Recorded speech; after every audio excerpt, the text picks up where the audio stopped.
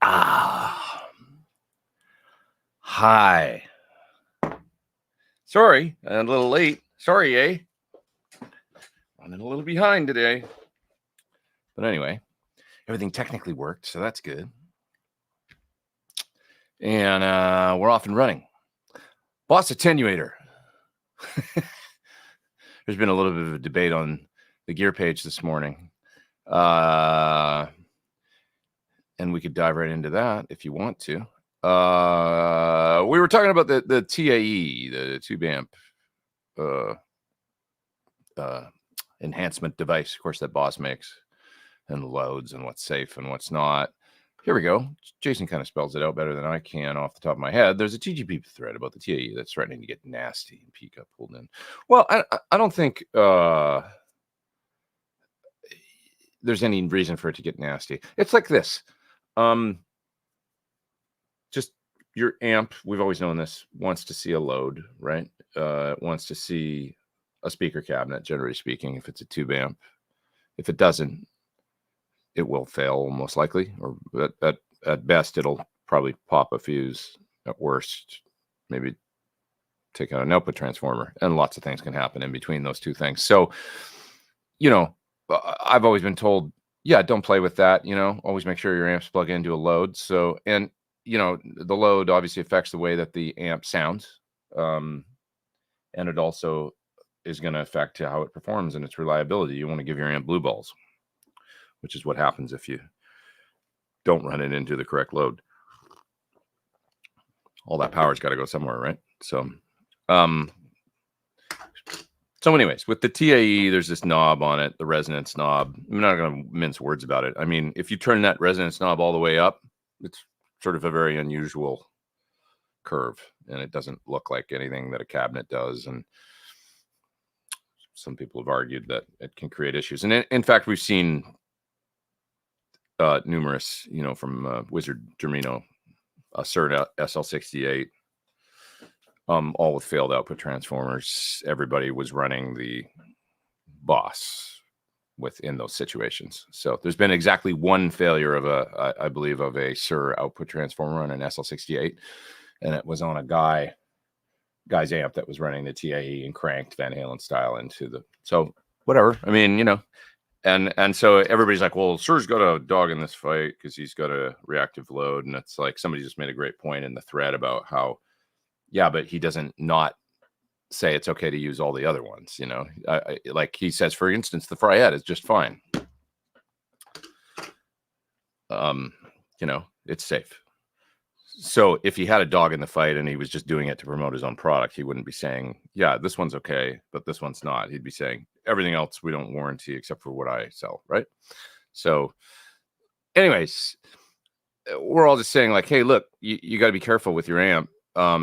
And especially we're especially here talking about amps that are, running hot, like a old Marshall that's cranked way up, right? And running kind of on the hairy edge of anyway. I mean, they were never famous for the reliability back in the day. Were they? You know what I mean? So anyways, it's just kind of a silly argument. And my point is like, look, I don't really care what anybody does with their amp, but if they ask the question, I'm going to answer what I know. And then if people go, well, that's a bunch of BS, then it's like, well, okay. No, it's not. But anyway, the curve for the Boss, if you crank that resonance knob all the way up, because the one guy that's in there that's kind of making an argument that it's bunk is saying that it's only really unloading the amplifier way down at 20 hertz. It's up around 200 ohms on the Boss, right? So the ohms setting on your amp, 8, 16, right? And then you're always been told you're supposed to run it into a matching cabinet, right? Or maybe a one-way mismatch should be okay. So in other words, you could run your 8 ohm amp into a 16 ohm cabinet, be fine, probably, no real worries, right? But best to run a 16 into a 16 or an 8 into 8. Well, what we're talking about here is, say you've got your amp set at 16, and then at 20 hertz, it's seeing 200 ohms. Well, he would be right in that, there's not a hell of a lot going on at 20 hertz on any tube guitar amplifier. But there is stuff going on. He argues that it rolls off around 50 hertz.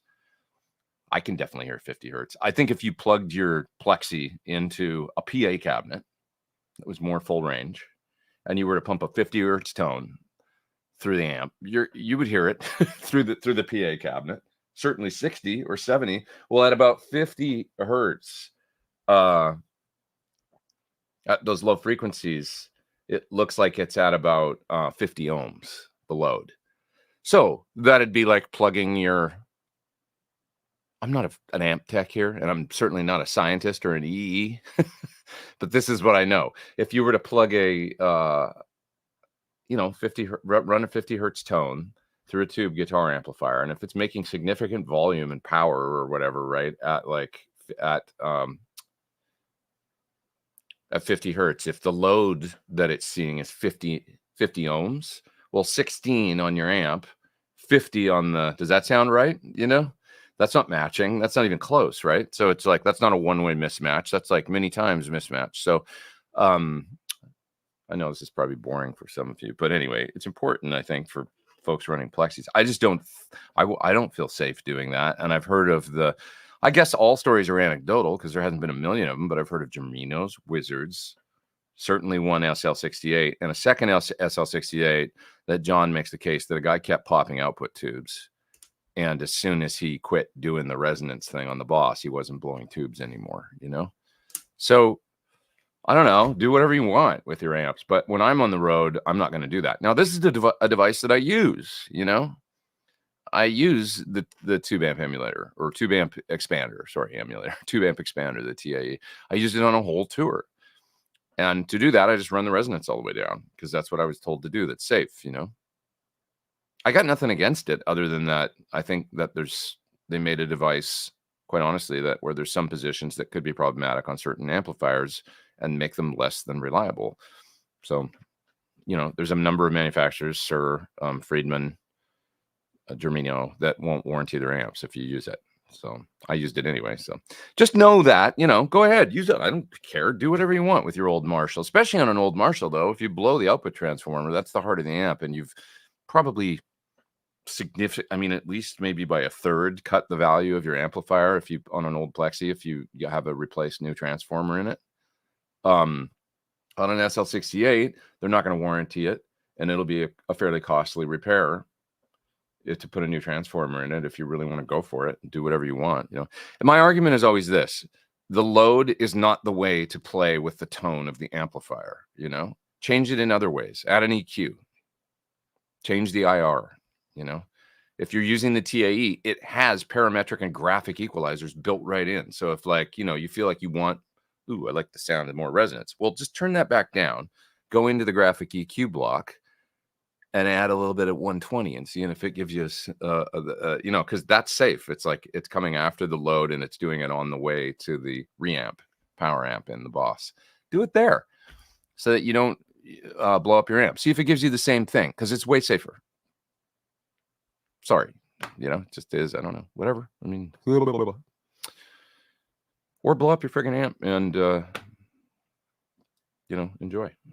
Plexico, thanks for the super chat. Great pedal board overview. Can you please explain the mini Keeley compressor choice over some of the others? I just had it. That's all it was. And I plugged it in and went, that sounds good. And honestly, simple is really nice. So on my main board, I have the Andy Wood, the Woodshed. Love it. It's the Sir compressor. It's really nice. I do like the big pots, or bigger. They're still small, but on the little mini board, I like the simplicity of it. This guy right here. It's just two knobs, right? So, and you kind of put them in the middle, and it sounds great. It just sounds really good. It's like that. Yeah, that's kind of what I want to hear out of a compressor. Adjustable attack and release. I'm always kind of like, ooh, what do I want for this part? If it's a lead part or if it's a funky kind of fast part, I might set the attack faster, but maybe I want the attack more. It's giving me more to think about. This thing, I just turn up the compression knob and go, yes, it's doing compression. That sounds like what I want, And Keeley knows compressors. They're like known for, they were sort of one of the first, right? We're talking after MXR and Ross and Boss, the CS, compressor and all that. Keeley was one of the very first in the game doing a boutique compressor, right? They had, I think, the 3-knob and then their 4-knob one. and people went, "Ooh, that's a nice compressor." You know, there was a few others, but I struggle to think of them right now. I'm talking like in the 90s, like, you know, early days of boutique pedals, you know, smaller pedal manufacturers. So anyways, they just no compression. They've always made great sounding compressors. They made another one, which was the one that modeled the DBX 160. I have that on another board, and that's awesome. I could have used that on this board, but it's a full size pedal. It wouldn't have fit actually. So that's the other thing. It's a mini, so it fits nicely. But look, I've tried the SP2 from, I think that's what it's called, from Exotic, the Wampler Mini Ego. That's really nice too. The Sir, lots of nice ones. I just have this one, and I was like, it's simple. I want to give it I wanted this board to be simple, you know, like easy to program and easy to get sounds out of, and just kind of, it's kind of more of a studio board than anything, and I guess a secondary gig board. But this board mainly, when my other pedal board is out on the road and it's out and, you know, getting shipped around and stuff like that, and I don't have it, and I come back here to do work, that's mainly what I wanted a board for, with a tuner and simple effects that I need to augment for videos or sessions or whatever I'm doing in here, or maybe for gigs, the occasional gig I might get where I don't have my main gig board back and I need to go out and do a gig. It's like, I'll have this one too that I can use. And so just simplicity was kind of paramount importance to me. So, okay.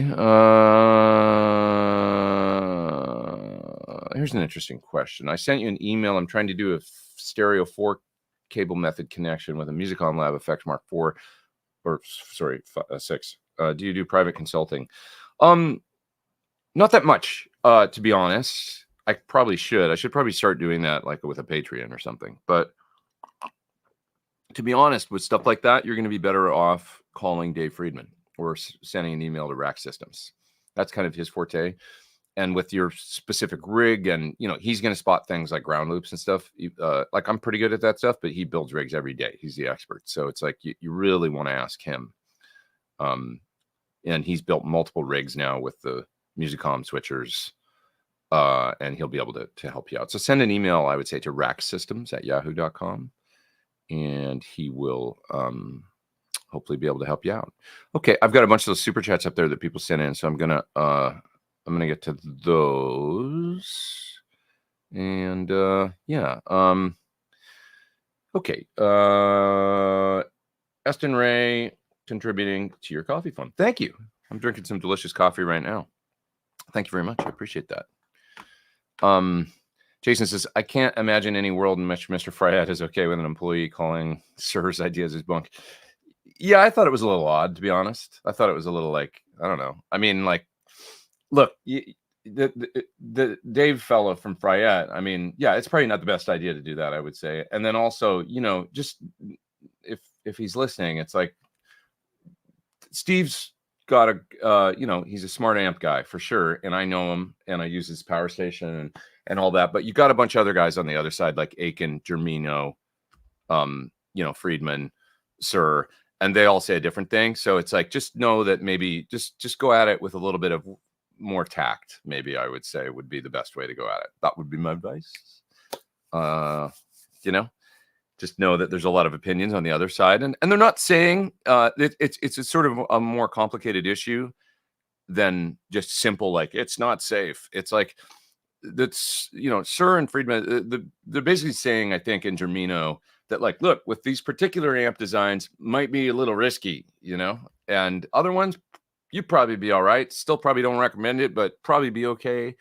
You know, anything that uses a master volume and is more preamp gain based, and you're not, you know, we're talking about a you know, 1500 watt Marshalls here that you're absolutely, you know, running the snot out of, just cranking all the way for distortion, you know, making full power, guys palm muting, playing 2-hour gigs on them, you know, that kind of thing, that where it's like, okay, you could run into a problem. And indeed, they have seen problems. So, you know, you can say, like, well, there's a lot of guys that'll post in there, well, I've used it for 3 years and I've never had a problem. Well, that's just anecdotal, you know, and it doesn't mean that you won't. And I just like to avoid problems. I mean, dude, I've heard stories about, there's a famous, you know, I won't say who it is, but there's a famous Sir endorser that was running a PT 100 with no load on tour for like a year. Thought that it was okay to run it a certain way, you know, and basically they didn't have it plugged into a load and just ran the amp like that. Eddie Van Halen, of course, famously used to run I think he was a bandmaster in from the external speaker jack where there was essentially no load, and he would turn the amp up to where it was distorting. He said it sounded great. That's how he wrote the first 2 Van Halen albums.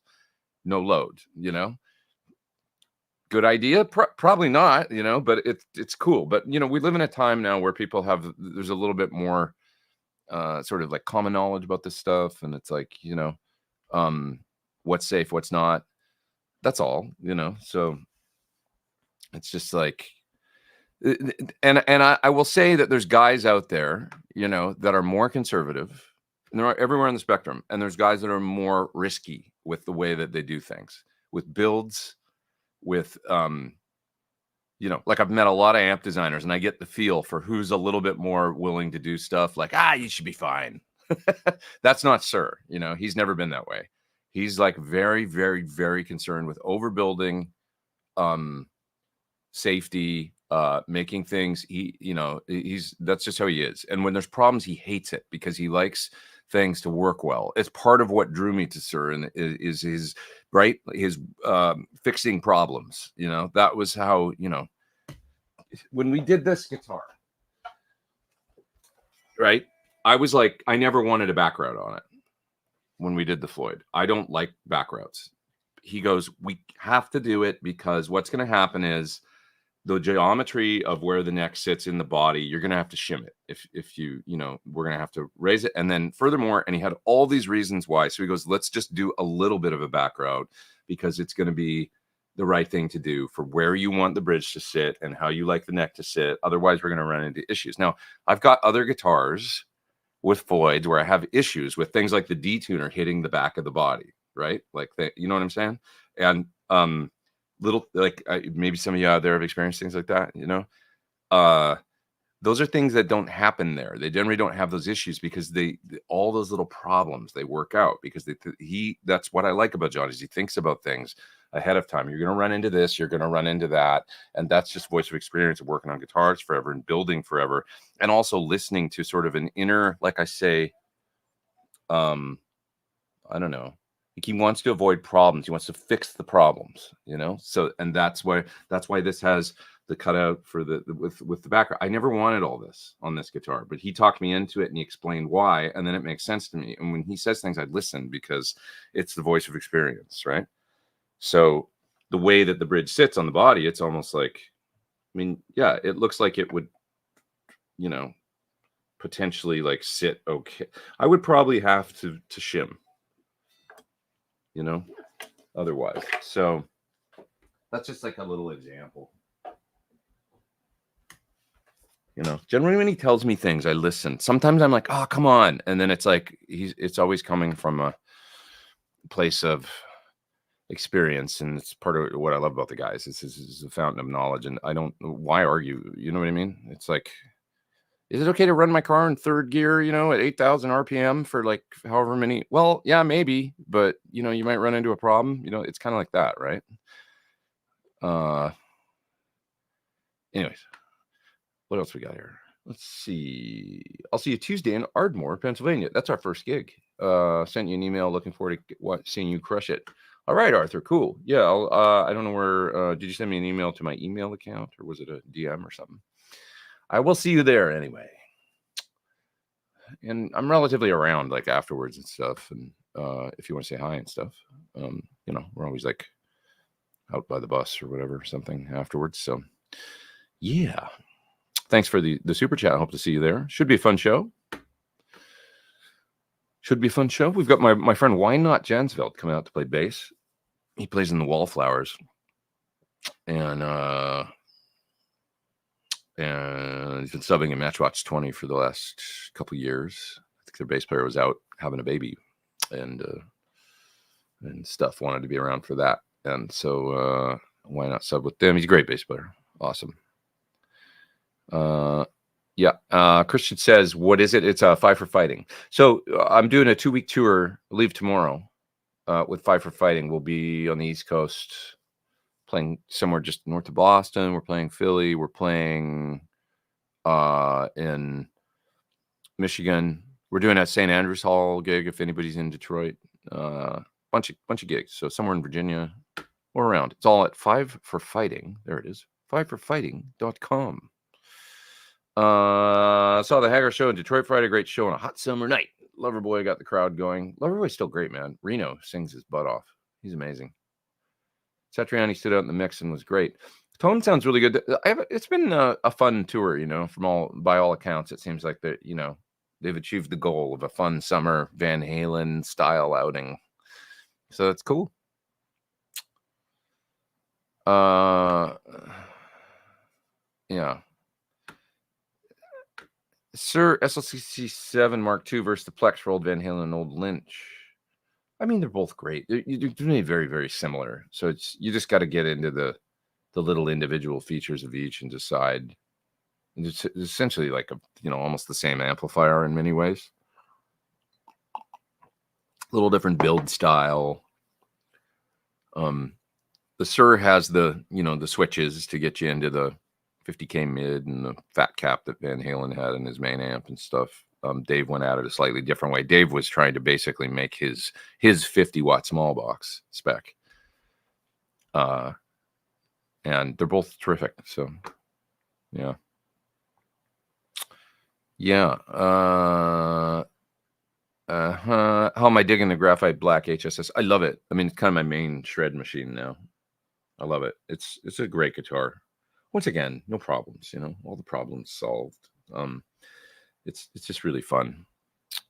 So great guitar.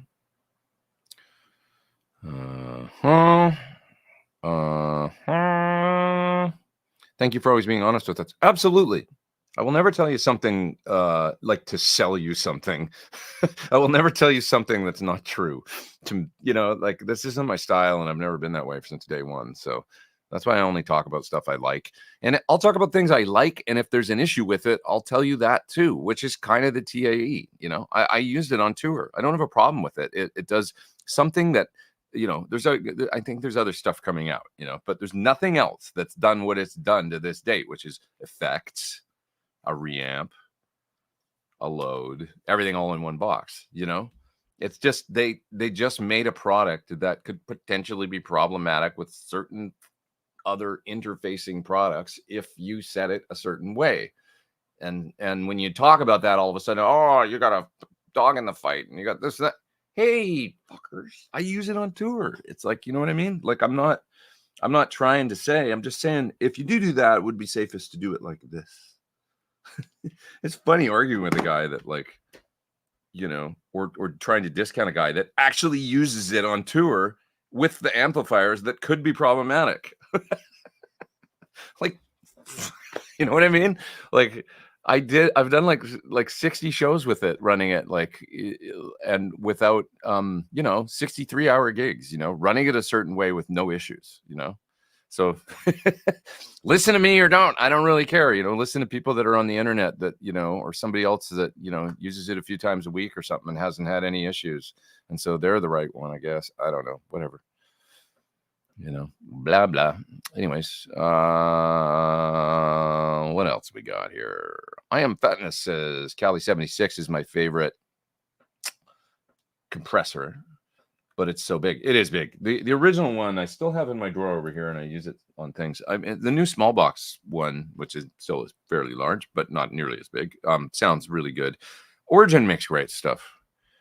Super great. It's sort of on the other end. I mean, it's very adjustable and got lots of different, it's more than your average guitar compressor. It's an 1176 in a box. So, Unit 67, somebody says, great features, but seems big. Now, the Unit 67 is actually not that complicated. So the Unit 67, here, I'll take a picture of mine here, and then we can discuss. Because there's one right up my feet. Okay, so the Unit 67 looks like that. The big knob is a clean boost. The little knobs below are... The first one is a Rangemaster style tone control. So you can either use that or not. You turn it up and it just gives you that kind of upper mid cutting Brian May thing. The next two knobs are bass and treble. So you basically got a 3-band EQ, mids, bass, treble, but the mids, it's not really mids. It's more like upper mid, treble booster, range master, tone, sort of. It's not quite as dirty or gnarly as a range master, but it kind of gets in that zone. And you'll see that I've got that. That's this control right here. I've got it turned up 3/4 the way up because I really love that. I've got the bass cut just a little bit. I've got the treble on about 5. And then this is the compressor over here, or sustain, it's labeled. So there's 2 different compression modes here, high and low, I think it's called right here, H and L. This switch, I run it in the low mode just with a little bit of compression. That's how I usually use it. And then this, I'm running anywhere from where it is on up to 5 or 6, and that's the clean boost. And so it's like a boost with color, and the color is range master plus a little compression. That's how I use it. You could use it for more compression if you want to, but I kind of just use it as an enhancer. Like I hit it for an over the top. I want the sound to be a little more exciting. That's when I turn on the Unit 67, make a part stand out, hit the front end of a Marshall or whatever, or my Suramp's harder, and just make things jump out a little bit more.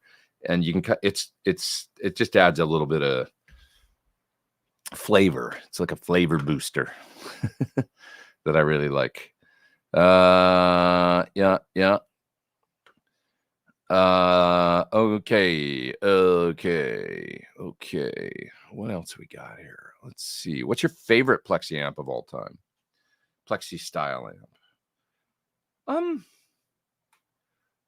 I mean, I love the SL stuff.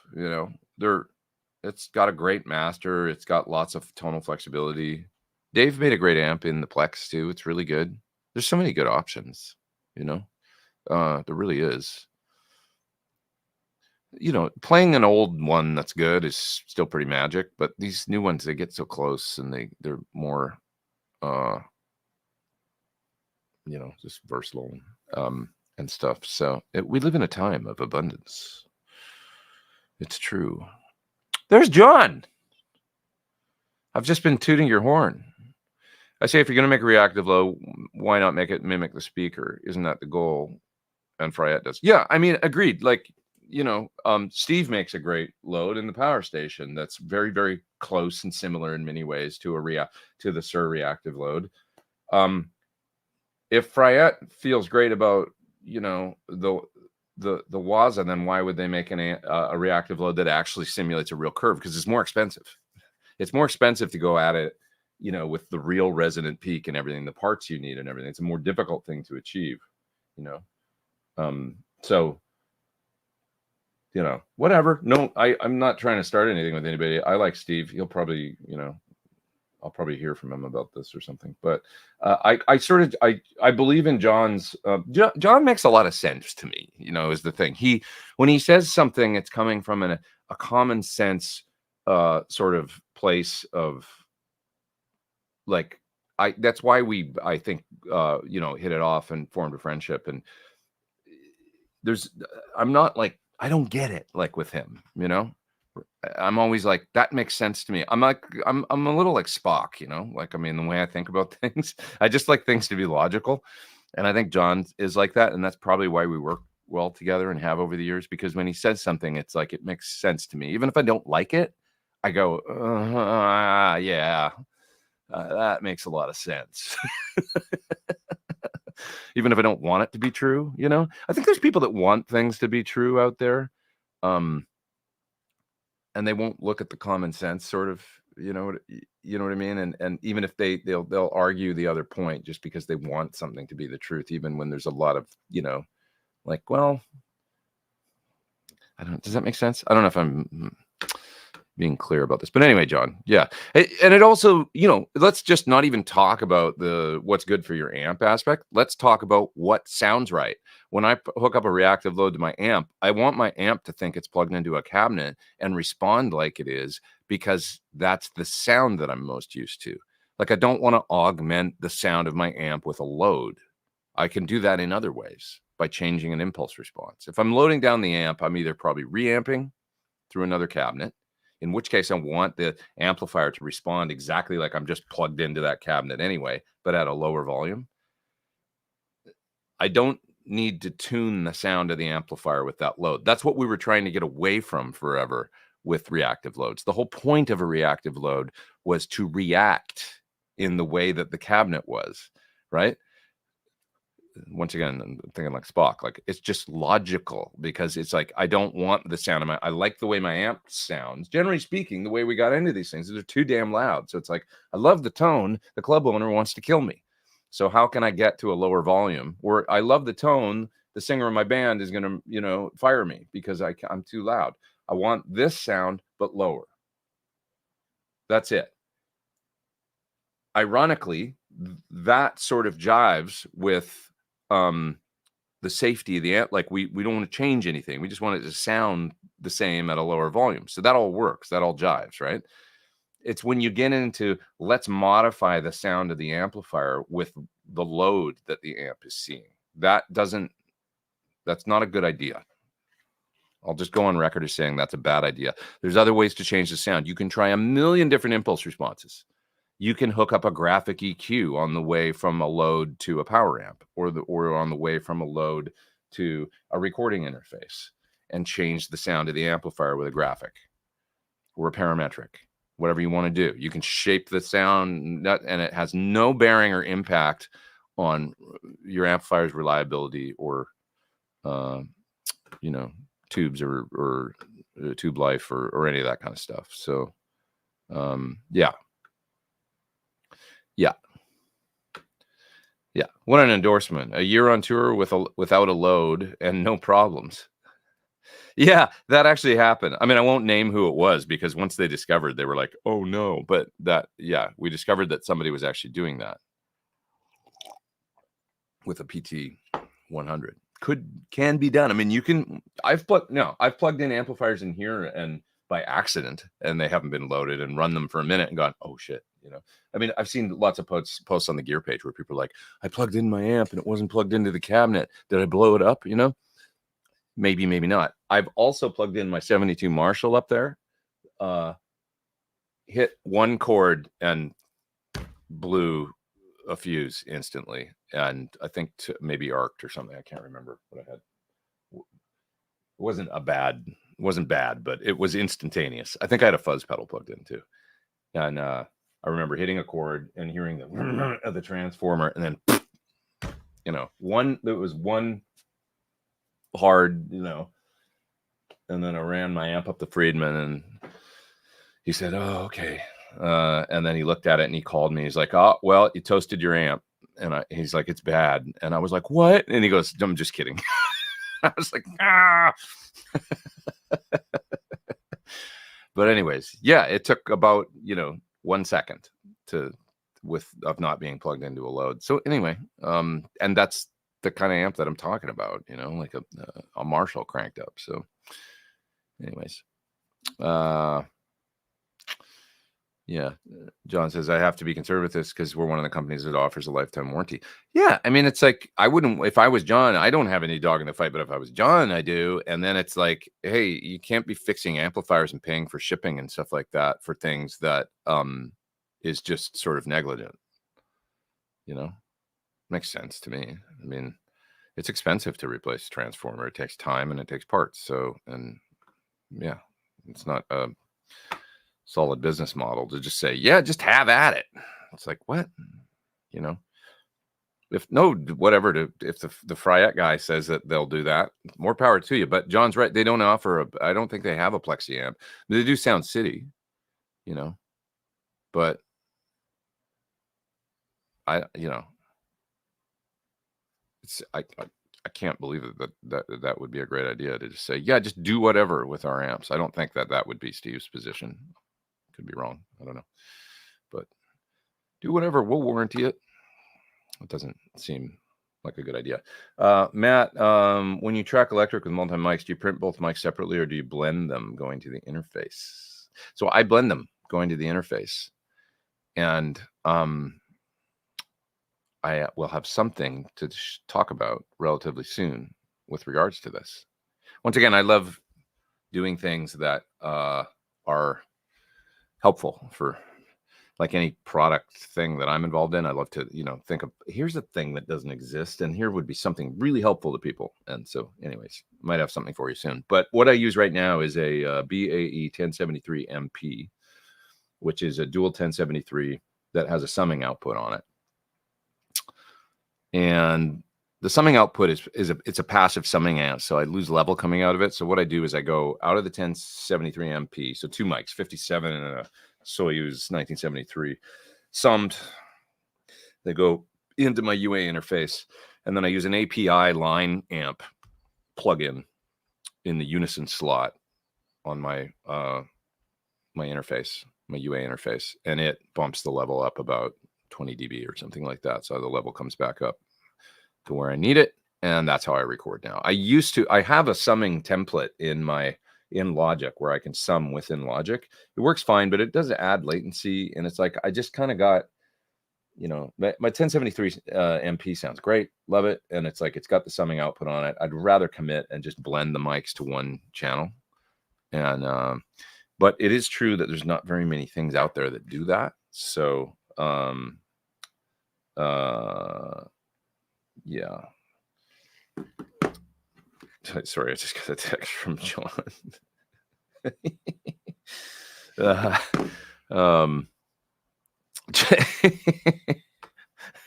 We're talking amongst ourselves.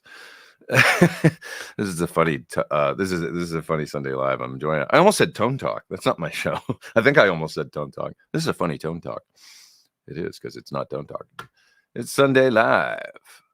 Braxall says, I like the cutout for the detuner on the Sur. I think it's a feature of sophistication. Yeah, John could, since he's here, he could actually speak to that. John, why do you do the back route and everything, and it's the geometry of where the bridge is sitting? And you know, I like a bridge. Here's the other thing. I really like a bridge to be low to the body, and a Floyd is a big honking, you know what I mean? And it's like, I remember having this Hamer Chaparral that was a cool guitar. I think it was neck through, or was it glue in? It was glue in.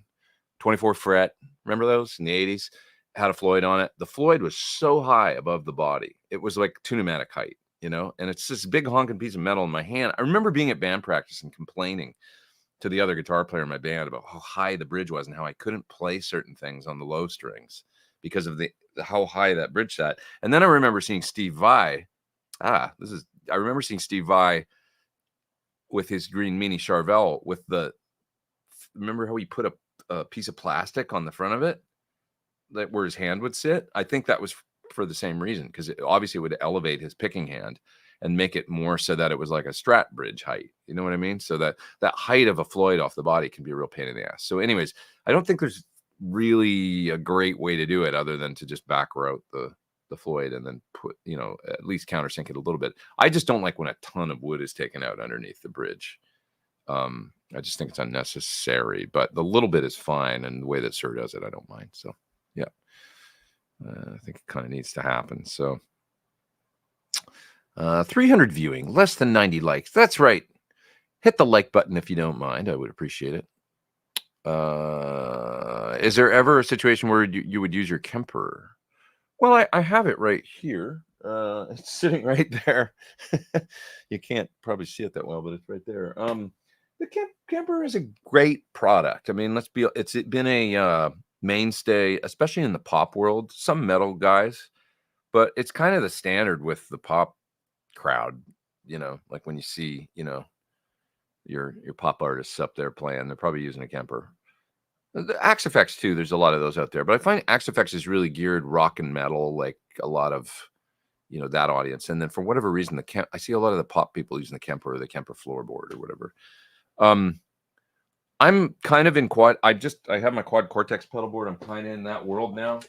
You know, this little board is my quad board, and I use it. And this is what I'm taking on tour this week, Five for Fighting. So, you know, I got my Sir Wireless / tuner on there.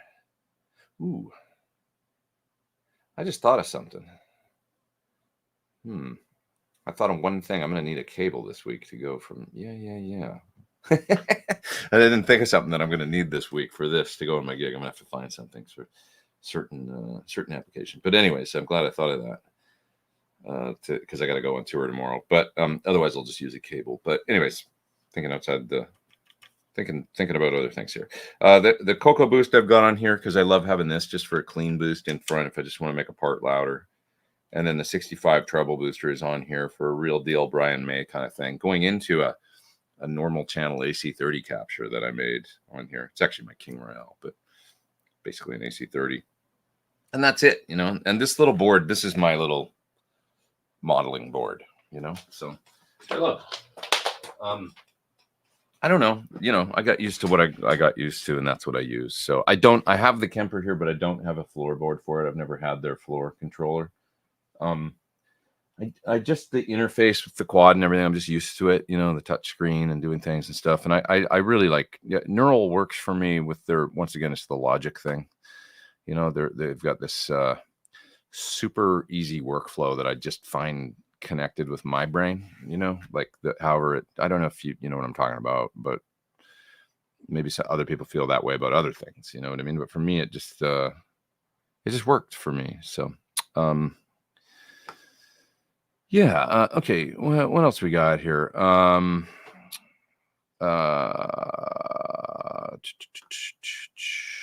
Son of Pyro. Watched an old vid where you mentioned a gushy phaser. I have a reissue 74 phase 90, but the level drop is more than I thought. Any thoughts, recommendations on a vintagey sounding phaser? Level drop. Is it you want to, one thing about a phase 90 that I've noticed, and especially with the old design, and it might not be this, but just make sure that you're using a buffer before and after. They can be weird with other, like, with other pedals sometimes, and I don't really understand it. Friedman could talk about it more, but there's a little impedance thing with them, so I don't know if it's that. Any thoughts, recommendations on a vintagey sounding phaser? You know what's a great phaser besides the MXRs? Because I love the MXRs. I mean, maybe you would just try a phase 95, the little guy, the little one they make. I've got that on my main board and I love it, and I think it does a great phase 90, and I don't notice a level drop. But Seymour Duncan's analog phaser is terrific, and it does 4, 6, 8, 10 stage phasing. There's all these options on it. It's quite option laden, but it's a really, really good sounding phaser. So check out that one because it's probably kind of under the radar. I did a video for it on my channel, I think, but I remember being very, very impressed with the great sounding analog phaser alternative. So the Duncan phaser, I can't remember what it's called, but you know, go and look it up. Yeah. Ben Tom, thanks for the super chat. Thank you. Thanks, Son of Pyro. Thanks, Ben Tom. Thanks for your super chats. You guys are the best. Appreciate you. All right. If anything, a Unit 67 isn't complicated enough, it can almost be a one and done with a MIDI control or more switches like a deluxe version. I don't think they're really the MIDI company, you know, Drybell. They're more like a very analog sort of company, you know. But yeah, I mean, I love it. I think it's perfect. I love it the way it is. They make another great pedal, by the way, the Drybell. I'm not gonna remember. It's the Engine. That's what it's called. It's a treble booster. It's the Rangemaster in front of a Marshall style drive. Oh man, is that ever a nice pedal? I did a video for it on my channel, so check that one out. The Engine, terrific Marshall in a box that'll get you a lot of tones with those two effects. It's two of my favorite effects. I mean, a Rangemaster and then a Marshall or Vox style drive in one. It's very cool. You know, very, very, very cool. Somebody should do a Brian May style pedal with like a, you know, an AC30 normal channel style thing with the Rangemaster. Or an AC30 pedal with that. I mean, that's kind of the Ruby, I guess, sort of does that. I mean, really, really well, actually, but it's more a digital. You know, I'm more thinking about it like an analog pedal that's like the Engine, but instead of being a Marshall paired with a Rangemaster style boost, do a sort of a Voxy channel that maybe could be top boost or normal with a switch paired with a Rangemaster. That'd be a cool pedal. I don't think anybody makes that. Or maybe I'm wrong. Maybe they do, but I don't think so. Have you checked out All Them Witches? Guitar player has some super sweet tone going on. Maybe twins with a blues driver. That's cool. I haven't. I'd love to hear that. I've got a Boss blues driver sitting right here. This is a special sparkly blue one that they sent me. 50 years from Boss. 50 years. 50 years. Got a nice sort of sparkle finish on it. Blues Driver, underrated pedal. Great. You know, nice alternative if you're looking for something in the, I don't know, the Jan Ray sort of, you know, it's got its own thing going on. That fat, low gain drive. They said, you know what somebody taught me years ago is they can sound really good when you roll your guitar down. So to use it, not for the overdrive, but almost as a fattener, but for your clean sound. It's really nice like that. Blues Driver, gain low, volume up a bit, and then roll your guitar down, and it's got a nice body to the notes when you do that. Really cool. Yeah. Yeah. What's John talking about here? I love it. Tight mid-range, almost like raw maple. What's that? Which wood were you talking about? It's a wood, I assume. Shazbat Nanu.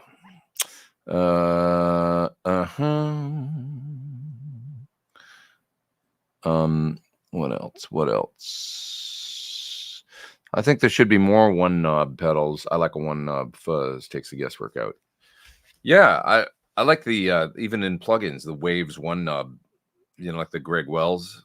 Turn it up, sounds better. That's one of my secret weapons. The mix, what's it called? Waves mix something or other. I don't know. The Greg Wells mixing plugin. That is, it's a one knob better. You turn it up and it's basically doing a bunch of sophisticated things all under the hood with EQ and limiting and compression. Yeah. Okay, what else we got here? Let's see.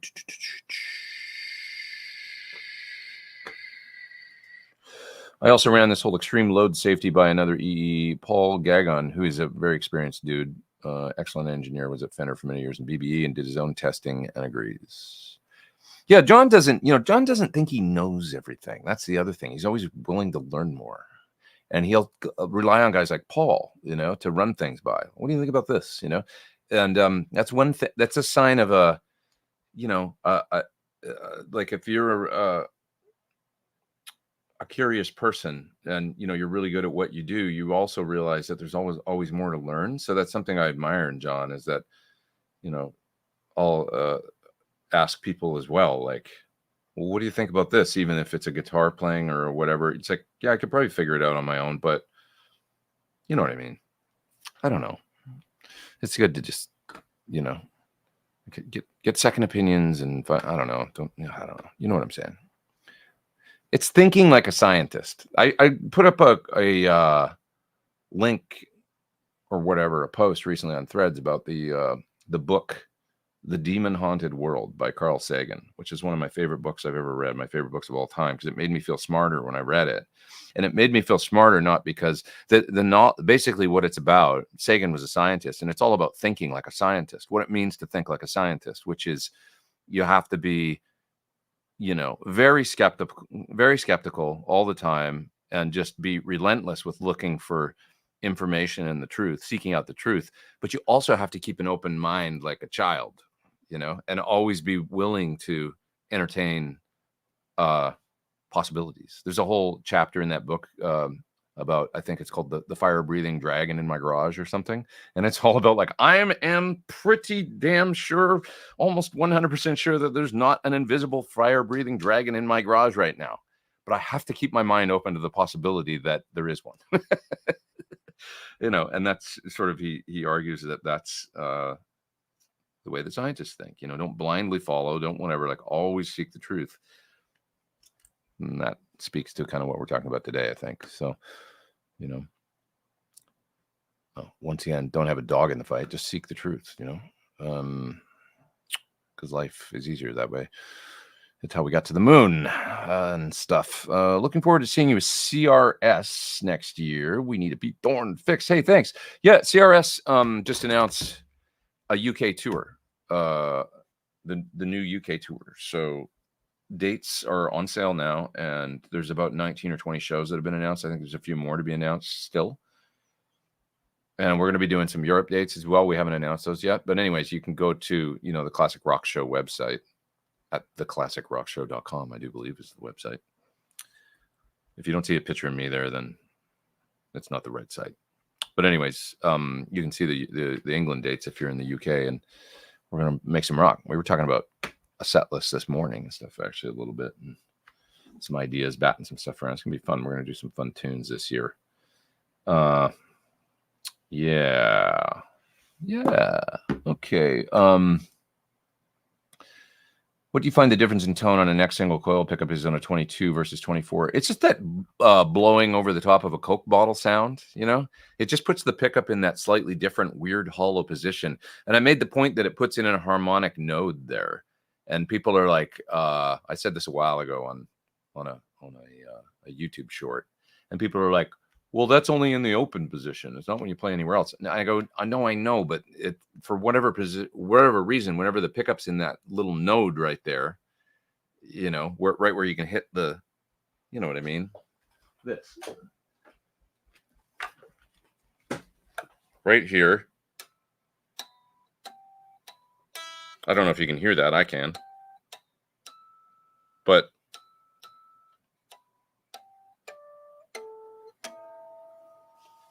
right? It's like right by where the pole piece is.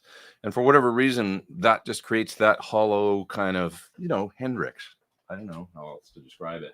Now, when you move the pickup a little bit, that just is a little diminished, that effect of that, you know, blowing over the top of a Coke bottle. It's just not quite the same thing. It just sounds a little, it's like a little less hollow sounding. I like the hollow thing that it does. That's the word, I guess. It sounds a little more solid when you move the pickup further forward, like almost like you get a little less. It's almost like there's a scoop or a hollow thing in the tone. That's that Hendrixy, beautiful, clean thing. And then if you move the pickup a bit, it's almost like you get more fundamental in the note, you know, like a little less of that hollow air. You know, there's more air in the sound or something. And then it's a little more of a fundamental in the sound when you play a 24 fret guitar with the pickup in the other. That, I don't know. Does anybody else think that? I don't know why it is, but that's what I hear. Discuss. What did you think when you first heard the Seventh Seal? Okay. You know, Balance is the Van Halen album I've listened to the least. You know what I think about Balance? I think there's some fun songs, like I guess Amsterdam. I like the instrumental a lot on Balance, but when I listen to the other songs, for me, the vibe of the record is not as in keeping with Van Halen as the Van Halen that I love. You know what I mean? That's all. It's got a little bit of a serious vibe to the record, like a more the tone. Does that make sense? I don't mean the guitar tone. I mean the vibe of the record, the tone of the record is a little more of a serious kind of you know what I'm saying? Like the lyrics and stuff. I didn't even really feel like, I thought there was some fun. Like part of Van Halen is the musical sophistication with the party. That's what's so fun about Van Halen. And they had that. It's not like they didn't have that with Sammy. I mean, they did it on, you know, the kind of like, I don't know, best of both worlds, or the vibe of like 5150 there's a lightness to it, you know, that's like kind of like a I don't know. And the Balance doesn't have that as much, you know? So I had kind of, for a while, checked out a little bit around that time. Now I wish I hadn't, because we only get so many years with, you know, your heroes and Ed and stuff. And I wish I'd been more tuned in and seen them then on tour and stuff, you know, and recognize that I should have, you know, I feel like that way about a lot of bands. Like I should have seen AC/DC more. I should have seen, you know, every chance you get to go, like if this is your thing, go, you know, because so, but I had at that time, and it was also just a reflection of the music world at the time. I was kind of in singer-songwriter land around 94 or 5.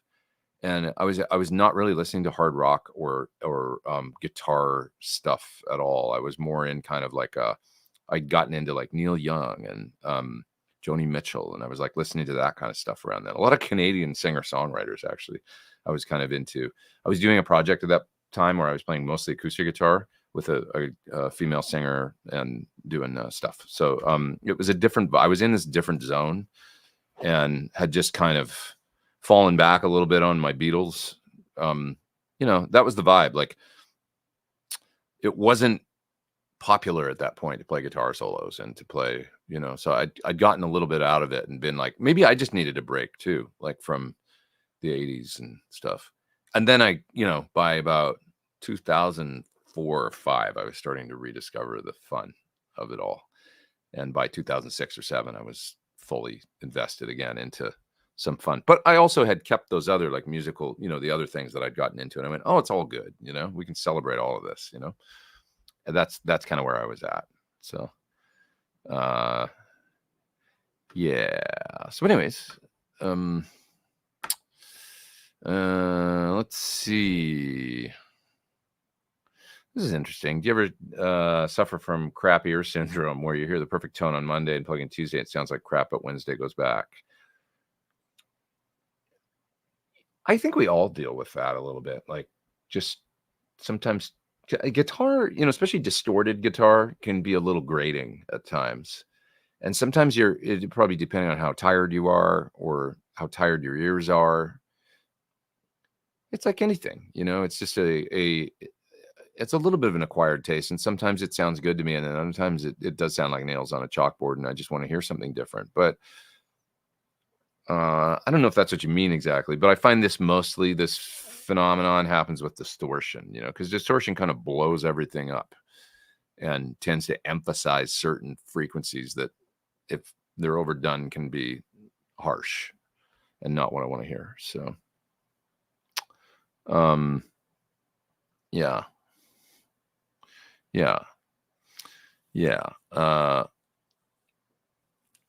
Anyways, let's see.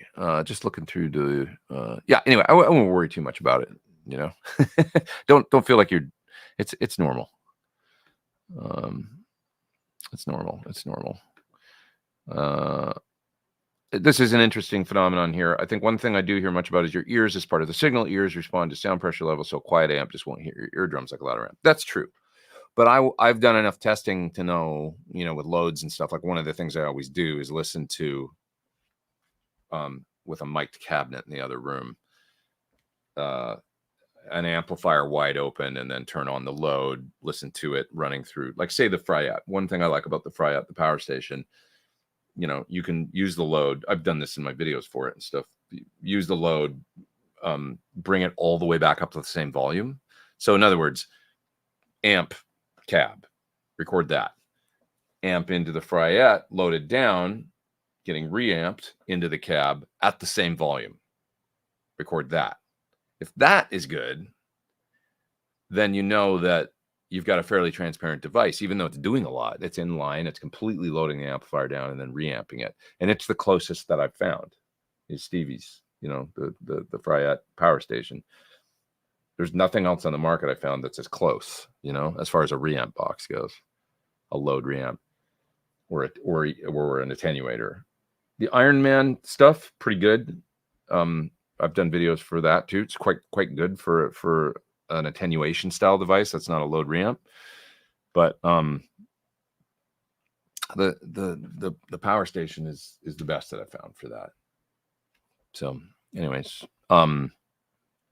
and if you do that and then you lower the volume and you go, well, my ears don't hear it quite the same. Well, it's okay, because you know that at the same volume, your ears did hear it the same.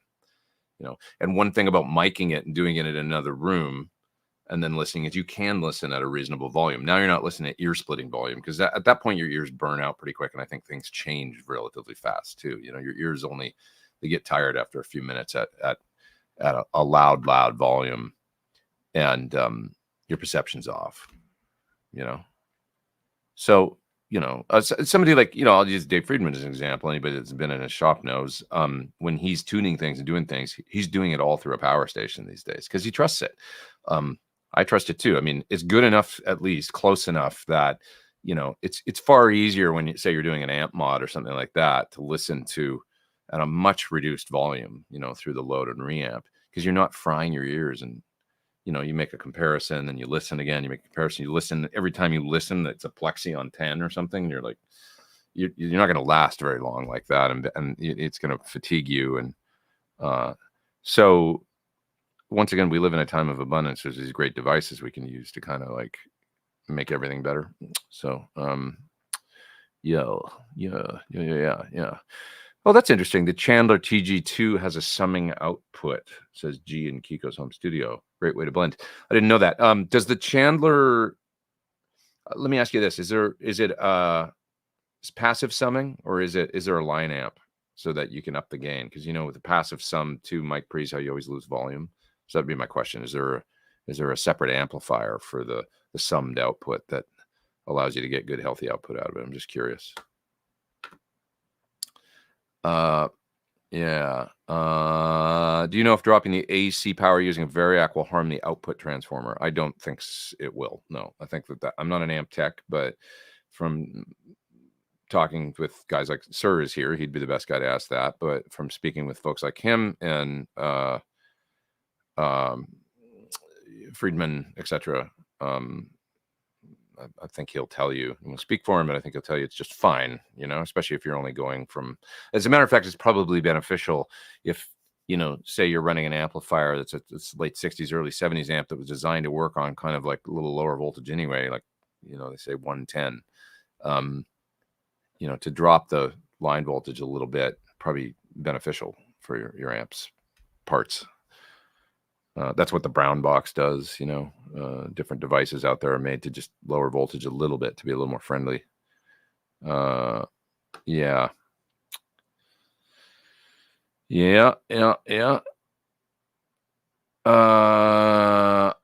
I'm getting pretty far behind the chat here, so it's there's lots of people here, 360, so I should move down and keep it going a little bit, but I'm gonna miss some of your questions, so please ask again if I do. Do you have to buy new pedals, or did you have them for the pedal board? I had everything, actually, except for one on the pedal board. How many pedals do you have in total? I don't know, a lot. It's in the many hundreds.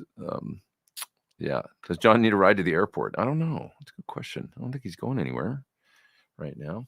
Not for a little while, at least. I got Helix 3 power amps of 200 watt and one 200 watt catalyst for wet, dry, wet for EVH. Okay. There's probably better ways, but this sounds great. So huge. Thanks for answering my questions and helping get me there. That's awesome. Happy to help. Happy to help.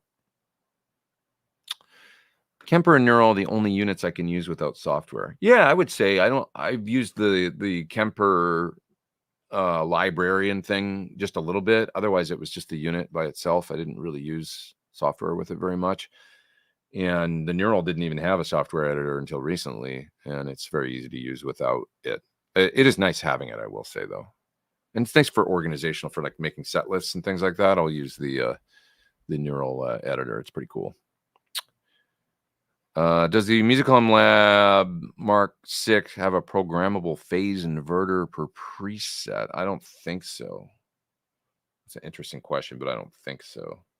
I don't even know if there's a phase switch on it at all. Maybe there is. Could look in the editor, I guess, and see.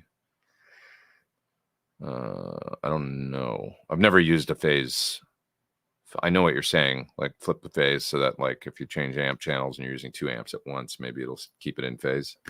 That would be a cool thing to have, but that's probably what you're talking about, right?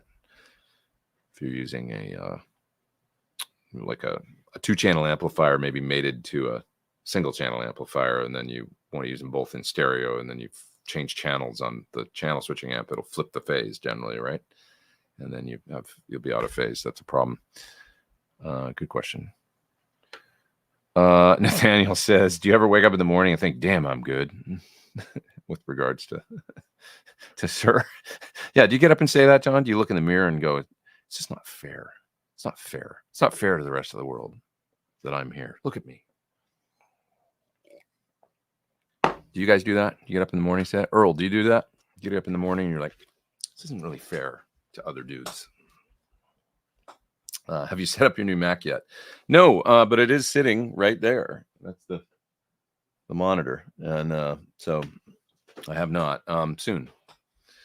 I just haven't had time. So it's going to have to wait because I got to play some dates and then I'll come back and do it.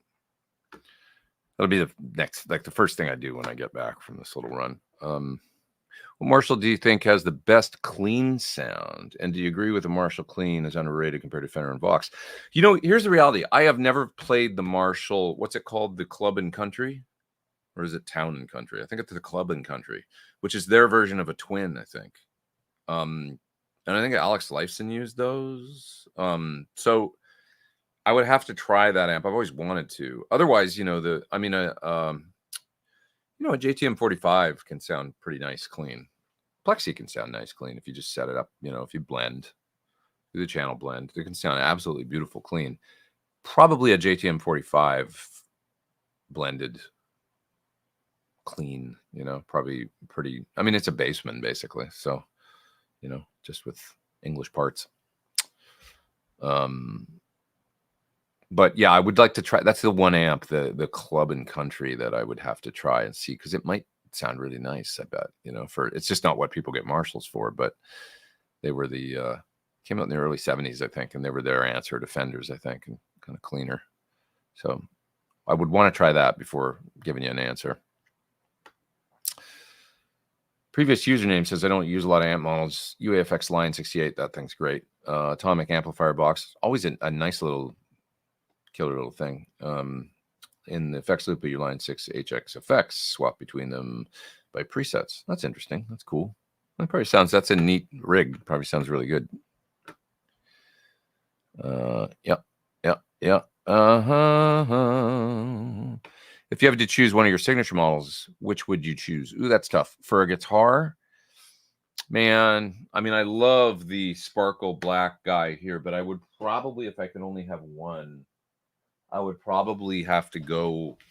I've recently had a little like total renaissance with my 2 humbucker. You know, I'm using that for Five for Fighting, actually. I love it with that band. It just like, I've got the blue one with the natural back that was kind of a prototype that I fell in love with, so I'm taking that on the road. But I actually sent my red one out, so I've got that out there too. So I'll have the blue one and then the red one, and probably switch between them for different things. But you know, this guitar basically would be probably my, you know, but the red one is actually, I love this one, but the red one for whatever reason is really my fave. So this one's awesome too, love. But you know, I get 95% of the tuning stability with the Wilkinson bridge, and then with the Thornbucker too, it's just a little bit more of an all-arounder as far as a pickup goes than the one in the black guitar. This one has the HSS Plus, which is the hot, you know, super hot, which is amazing for leads and, you know, rock, and it's killer going into a Marshall distortion. I just love this for the versatility for clean and stuff. So I would probably go this guitar, you know, like this model. I could do just about everything of what I need on this guitar. I'm just putting it in the stand here. It's got a little bit of a, turn on my lit up stand there. Look at that. Isn't that cool? Yeah.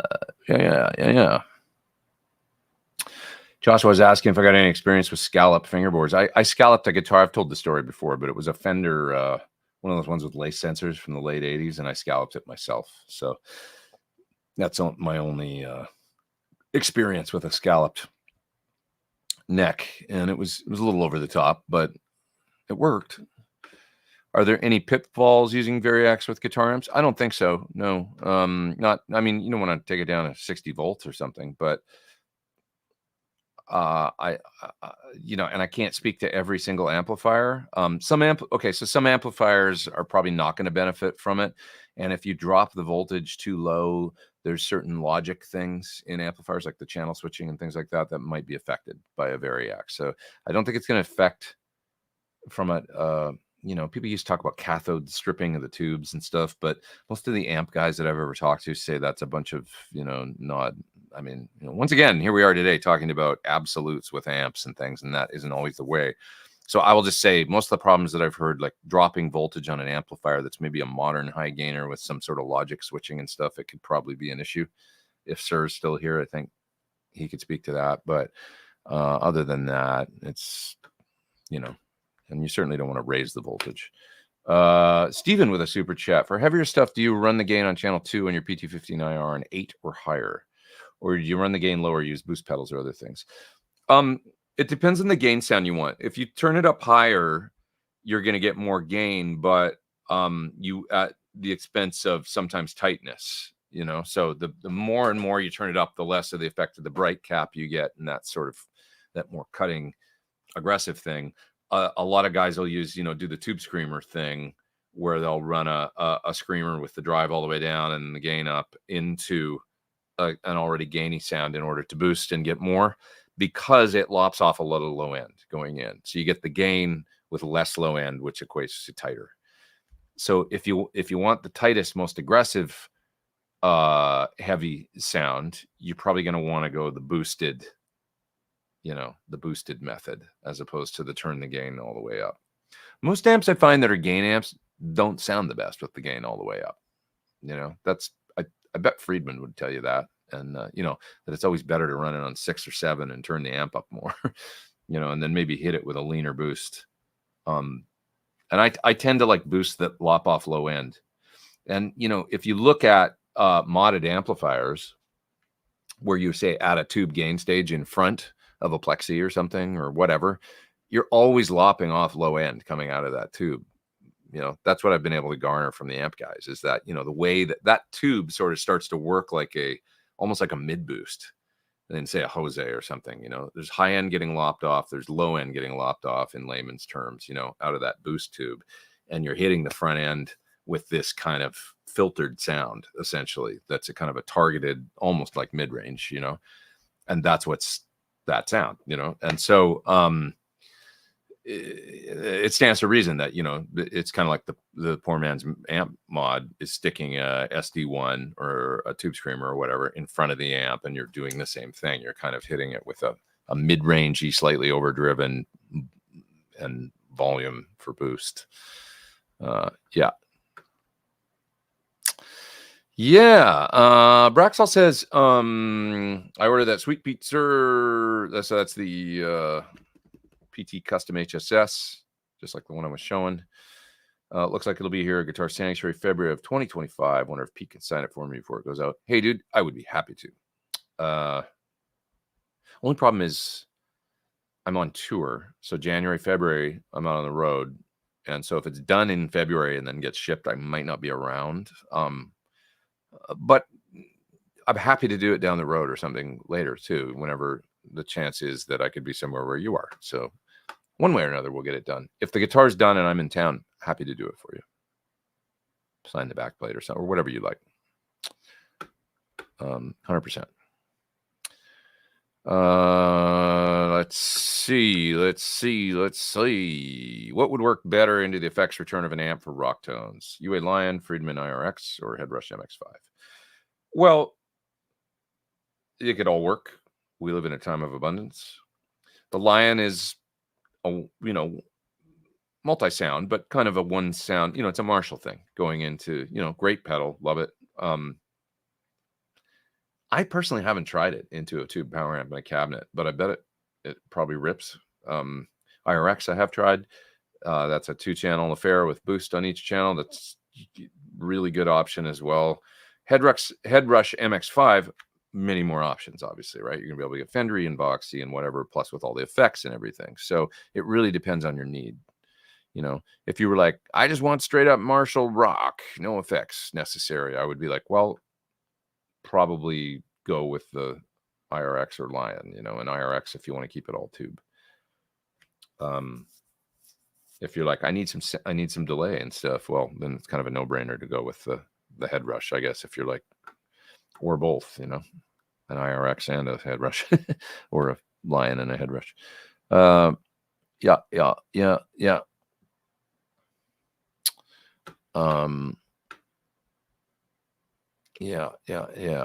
That's a good one. Matt says the mind of a scientist is skeptical but never cynical. I like that. Okay. Pretty far back in the chat, aren't I? Hello, Pete Thorn. Says Patty. Hello, Patty. Huh. Yeah, I'm pretty far back. I'm going to move a little quicker through here. Enjoy the show, like John's input. Traditionalist watching from the peg. What's up, Winnipeg? How are you doing up there? Hope you're well. Yeah. I was really late to the Van Halen thing. Balance was the first album I picked up since '84. I only like a couple from '84, but was so into Balance. Hey, that was I think it was kind of Wolf's favorite, because of course he was becoming I don't, how old would he have been? I mean, he grew up with, he would have been just a kid. So he was born in 90, I don't know when he was born, 91, 2, 3, something like that. But so when Balance came out, that would be his first probably Van Halen memory. And that would be, so it's probably got a very important album to him. So I think that's whenever you come to it and how you come to it, is it, and what you like about it. There could be people that love Balance who go, yeah, I don't really get that earlier Van Halen stuff, but I was 14 when Balance came out and I loved the vibe and the attitude. And they'd be like, yeah, it was, it's that's the beauty of music, I guess, is it's, it's not everything to all people. It's whatever it is to you. So yeah. Do you think the blues driver in the new XMG30 sounds like a real boss? I don't know. I'd have to go and directly compare. I've never done an AB, but New X makes good stuff for the money. It's pretty. They're a prolific company that comes up with some pretty good ideas for the dough. Got to watch them for sure. Michael says it's passive summing. Sorry, Michael, I didn't realize it was you that posted about the TG. Or maybe it wasn't you. Maybe you're just responding to that. But it's passive summing on some of the models of the TG2. Not every TG2 has that option. Good to know. Yeah, with passive summing, for whatever reason, you can have two mic pre's and then you put them into a passive summing amp, or it's not an amp, passive summing circuit, whatever, and you always lose volume. I don't understand why, but you do, because I'm an idiot when it comes to that stuff. But then you got to boost it back up again afterwards. So, like I say, I've got something. I have something cool. Soon. Yeah. Steven says, not saying grunge wasn't a needed period. It helped long term. I loved grunge when it came out, man. We were listening to L7 in the car last night. Not that they were a grunge band. They were a punk band, really, that got kind of lumped in with grunge. But I loved that era, man. It was awesome. It was a great, I love the 80s stuff. And it was, I love that stuff too. It's fun in its own way and it's its own thing. And it definitely, that was how I grew up. But there was something about the 90s thing, of course, that was like a little more. I like, not that he was a part of grunge, but he was a part of the 90s. Tom from No Doubt was talking about growing up in LA in the 80s and then the 90s and mentioning how No Doubt came about, how he kind of like the fun had gone out of guitar a little bit because he's like, I couldn't play like Yngwie, he's like, I just couldn't do it. Like I tried and I was practicing. I was just never like that good as that. But then he goes, when we did No Doubt, we sort of found ourselves like the ska and ska punk kind of thing. He's like, I could do it and it was fun again. I could play, and there's that aspect too, to the 90s of like, where all the soloing and everything went out the window. It got back to songs a little bit and it became fun, I think, for a lot of people again. Even a band as serious as Soundgarden, when I used to play with Chris and we would do Ty Cobb, that was hilarious. They had fun. It's not like they didn't have fun. They were a pretty serious band. They were a little darker, but they had fun too. There was a sky's the limit kind of, do what you want to do. Put banjo on a song, do it like, not everybody has to. There was this conformity to the 80s that was a little like getting a little tired. Everybody's got a big hair and Aquanet and, the certain look and the guitars and all the, like, there was this thing about it that was that. And then the 90s come about and it was just like, got sort of all swept out and then start again. And there, the sort of the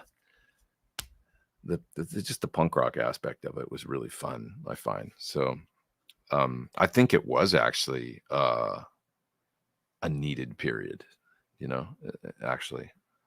That's my opinion of it. And now we can sort of revisit it all and with fondness. Can you show me the One of These Nights solo? There are many videos showing it different ways.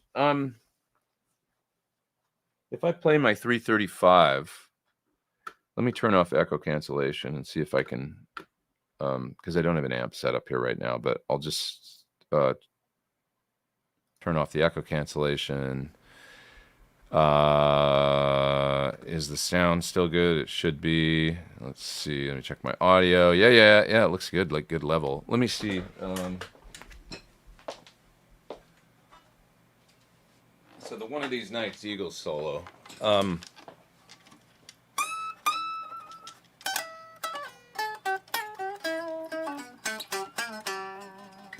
Right. So I think that's the 22nd fret, isn't it? That it starts on.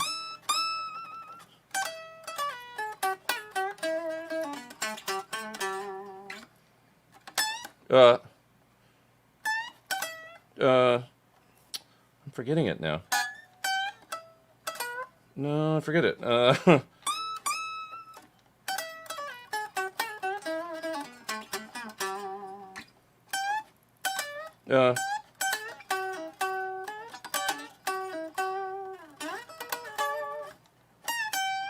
That's it.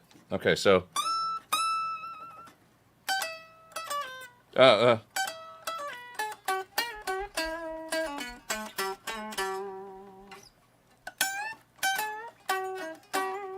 little out of tune, but so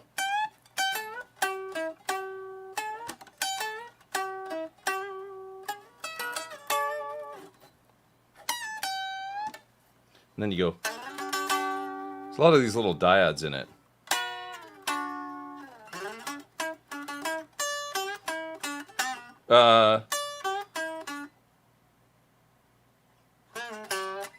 I'm forgetting this part, so I gotta play it fast.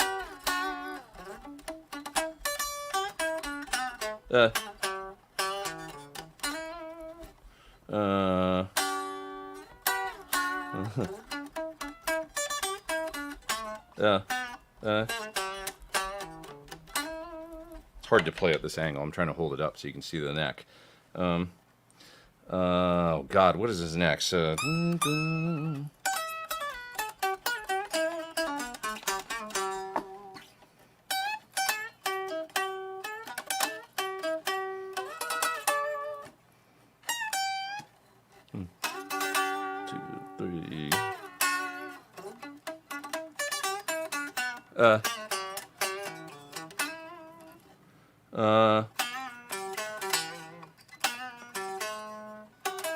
Right.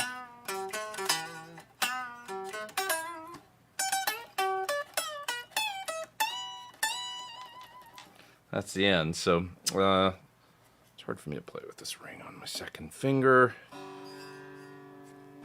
Let me put the guitar at a more sort of normal angle here. Okay, so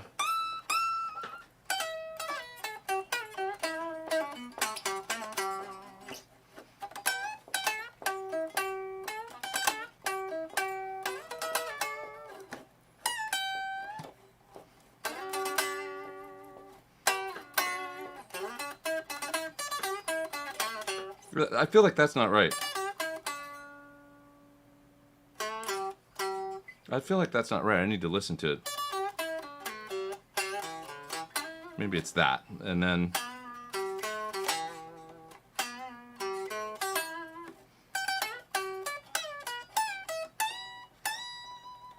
okay, that's as good as I can do for now. There's that one little riff that I'm not 100% sure on because I haven't played it for 6 months or something, but I'd have to go back and listen. But anyway, that's kind of the idea. And then just do it with I used my Starlight fuzz for it, I think, which worked really well. Sounded really good for that particular song. But I think it's just a cranked Tweed Deluxe on the record for the tone. Okay, looking through the chat. How do you go about getting a great clean sound with a 2 pickup guitar? The 2 and 4 on a Strat is my go-to. Like a Les Paul or something? tap both pickups and then use the middle position, you kind of get a sort of something like that that's a little different, but that's what I like. Or the middle position on a Les Paul. I mean, that's full Jimmy Page. You know, he did everything in the middle. If you're talking about a Telly, I love the middle position on a Telly.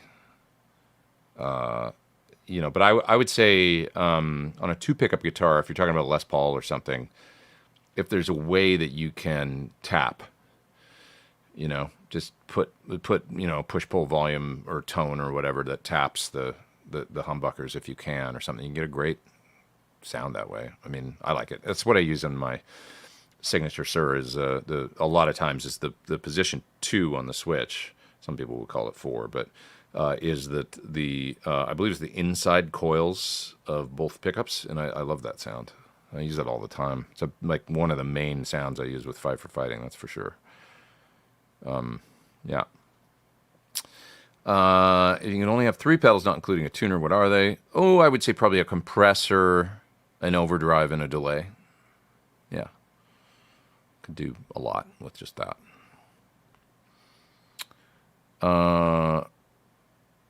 Is the SD3000 just a one-trick pony, and should I go for the Timeline or the 2290? Well, if you need tape and analog and all that, then the SD is not going to do that. But if you just need a great digital delay, it's going to do it. The 2290 is great, but it's more of a, I mean, none of them are one trick because you can do mod with, you know, with the SDE. Like we're talking about 2 delays here that are distinctly digital and have their own kind of thing going on. And there's things you can do with the SDE, especially the EVH version with the split parallel stuff. You know, it's essentially like 2 independent digital delays, so you can set them completely independently on either side, right? Which is what I like about the SD. I can do, you know, a quarter note on one side, eighth note on the other side. I can set the feedback differently, the mix differently. I can even set the mod or the filters different if I want. I don't generally, but being able to adjust the feedback is nice on each side because, you know, if you've got one side set for 250 and the other for 500, the 250 always fades out sooner. And so I hate that kind of lopsided thing. You know, where the longer delay always keeps going longer, but if you only have, even if you can do a split delay, if it doesn't give you an independent feedback for each side, one side tails out longer than the other one. So anyways, that's, you know, SD3000 EVH is terrific. And you can kind of get, I'm not going to say analog sounds, but I mean, you can warm them up and filter the delay out so that it does its own. Like, how many different delay sounds do you really need, you know? It's like, that's the other thing about it, you know?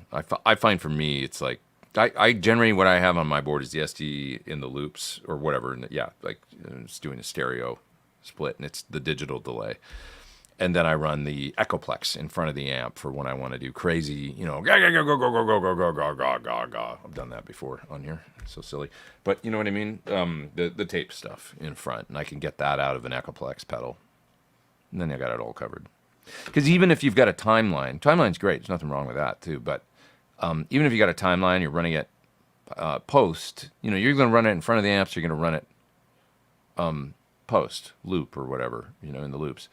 The sound of a tape delay, analog and tape delay is kind of the part of the sound to me is that people use them into the front end of the amp and they have their own dirty thing going on. It's part of that sort of culture. Whereas digital delay often, not always, but often, you know, that came later and then amps had effects loops. And so when we think of digital, we often think of post distortion with it. So it's a different sound. So I like to have both, you know, a digital in the loops or post distortion, so to speak. And then I like to have something, you know, dirty in front for that sound. How do you use your amps? Are you talking about me?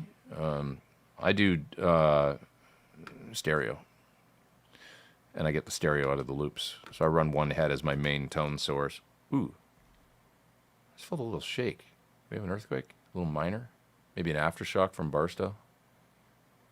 Could have been just me sort of wiggling on my chair, but I did feel it. Probably was a little jolt. Interesting. Anybody see my mic move or anything? I just felt a little off balance for either that or it's all over, and I'm gonna tap out right now. If that's the case, I'll see y'all. It's been great. No, that's horrible. You never know though. All right, let's move on. Does anybody know if a non-fine tuner Floyd would be a direct replacement for original Floyd Rose? It's the same post spacing. Non-fine tuner is like an original, I do believe. Same post spacing. Yeah. Pretty sure. Got a super chat I got to get to up there. Thanks for your super chats this week, guys. Appreciate it. Keeping me in coffee. Oh, that's cool. Playing my new used Marshall MOSFET 100. Great solid state amp. Do you like it? That was my first good amp. I think I talked about that last week on the show. Let's see. Do you ever set the preamp signal to allow watt amp into the power section off a high watt amp? Basically, Whitechapel do that. Sorry.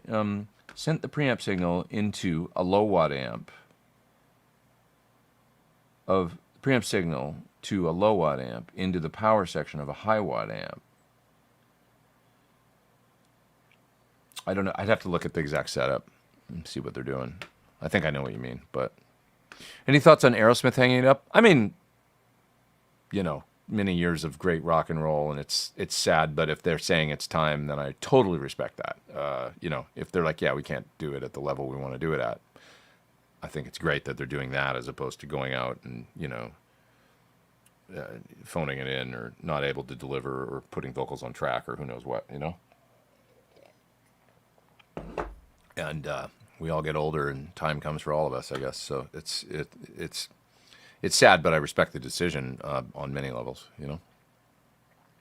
I think I hear SRV used a Club and Country at one point. I think that's right. I think I did hear that he did that. Yeah. Have you ever had a Harley Benton? No, I have not. What would be your thoughts on the PT2 humbucker in the Floyd HSS signature? Well, yeah, it'd be great. I mean, you're talking about a Thorn bucker too? Great. I mean, it's just going to be, you know, a slightly different sound. It's going to be a little less hot, a little more stringy open. You know, what I've come to realize about hot humbuckers is the great thing about them, like a JB or whatever, is that gnarly, gainy amp, they can sometimes be a little harsh. You know, it was what we were talking about earlier, like the harshness of distortion and stuff.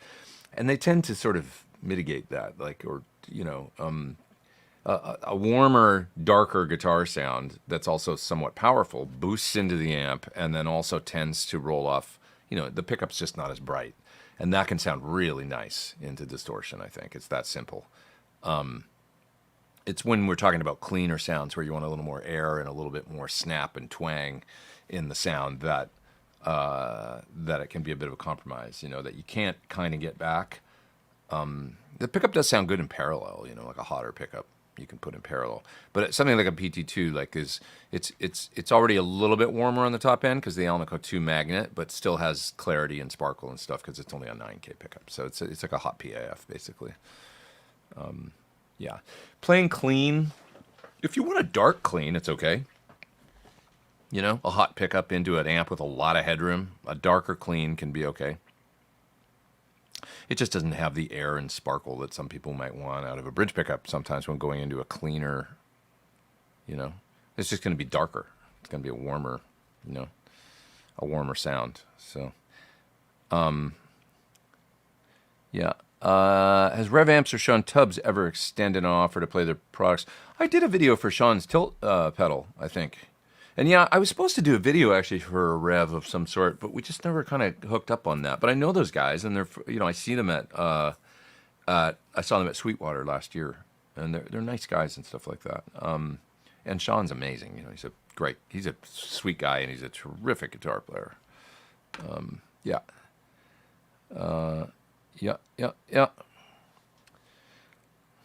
Dan Boole is forging ahead with coming with new prototypes. Yeah, I mean, Dan, he's another super nice guy in the industry and stuff. And, you know, they did a good thing with 65. Maybe they should just, you know, he should do something new, like, and then redo the London or whatever, or reintroduce that. Because that was a cool amp that he did with Peter Stroud and stuff. I always liked that. Yeah.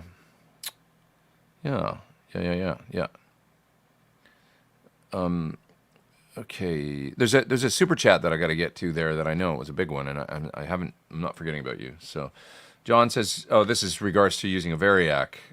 If there's any type of logic at all or regulators in an amp, you should not lower the voltage. Also, when you lower the voltage, it's a good idea to rebias.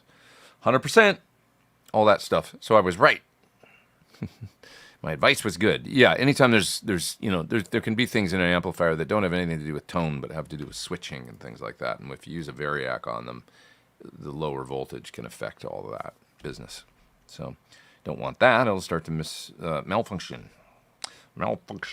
As well, I think that there's the argument that a variac doesn't really, like on a modern amp, you can do things on modern amps like this sometimes. Like I think the 5150 amps are like this, the EVH, like where they've actually lowered the voltage a little bit to the preamp tubes internally as part of the design. Maybe because Eddie liked the sound of the variac, So can we do that, like to at least sort of simulate that somewhat? I think they actually do that, like where it's like slightly reduced voltage on the preamp tubes.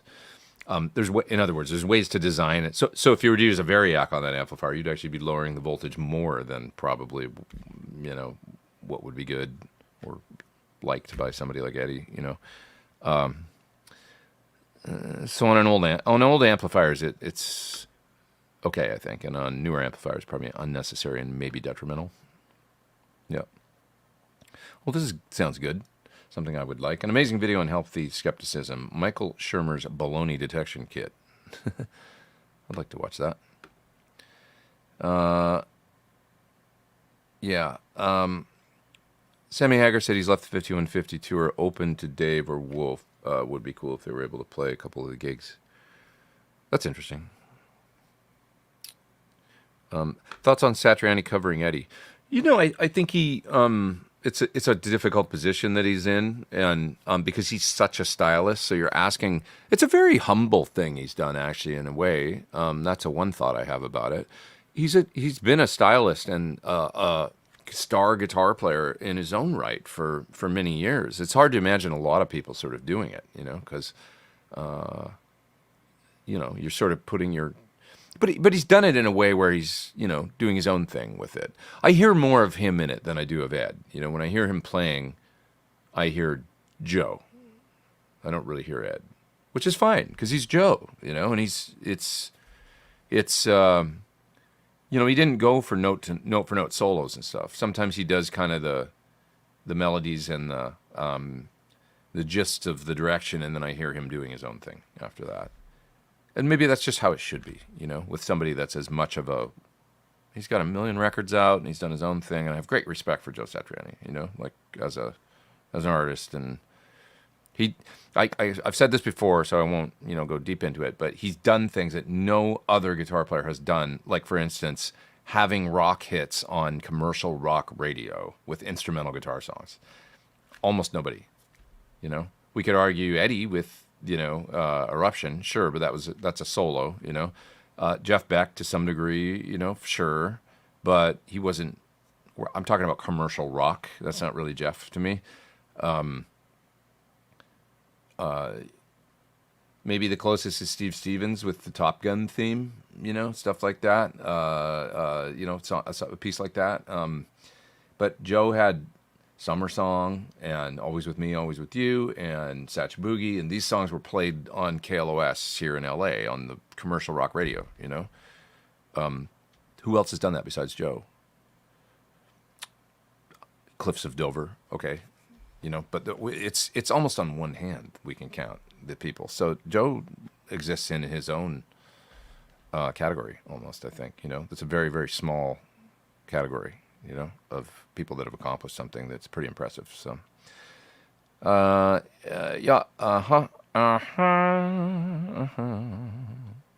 Okay, there's that super chat. I see it here. If you wanted to run stereo direct with the Friedman IRX pedal, would you suggest going out of a stereo delay to front of house? If I wanted to run stereo direct with Friedman IRX, would you suggest going on a stereo delay to front of house or leave your delay in the loop and use something able to achieve the stereo feed? I'd probably just go IRX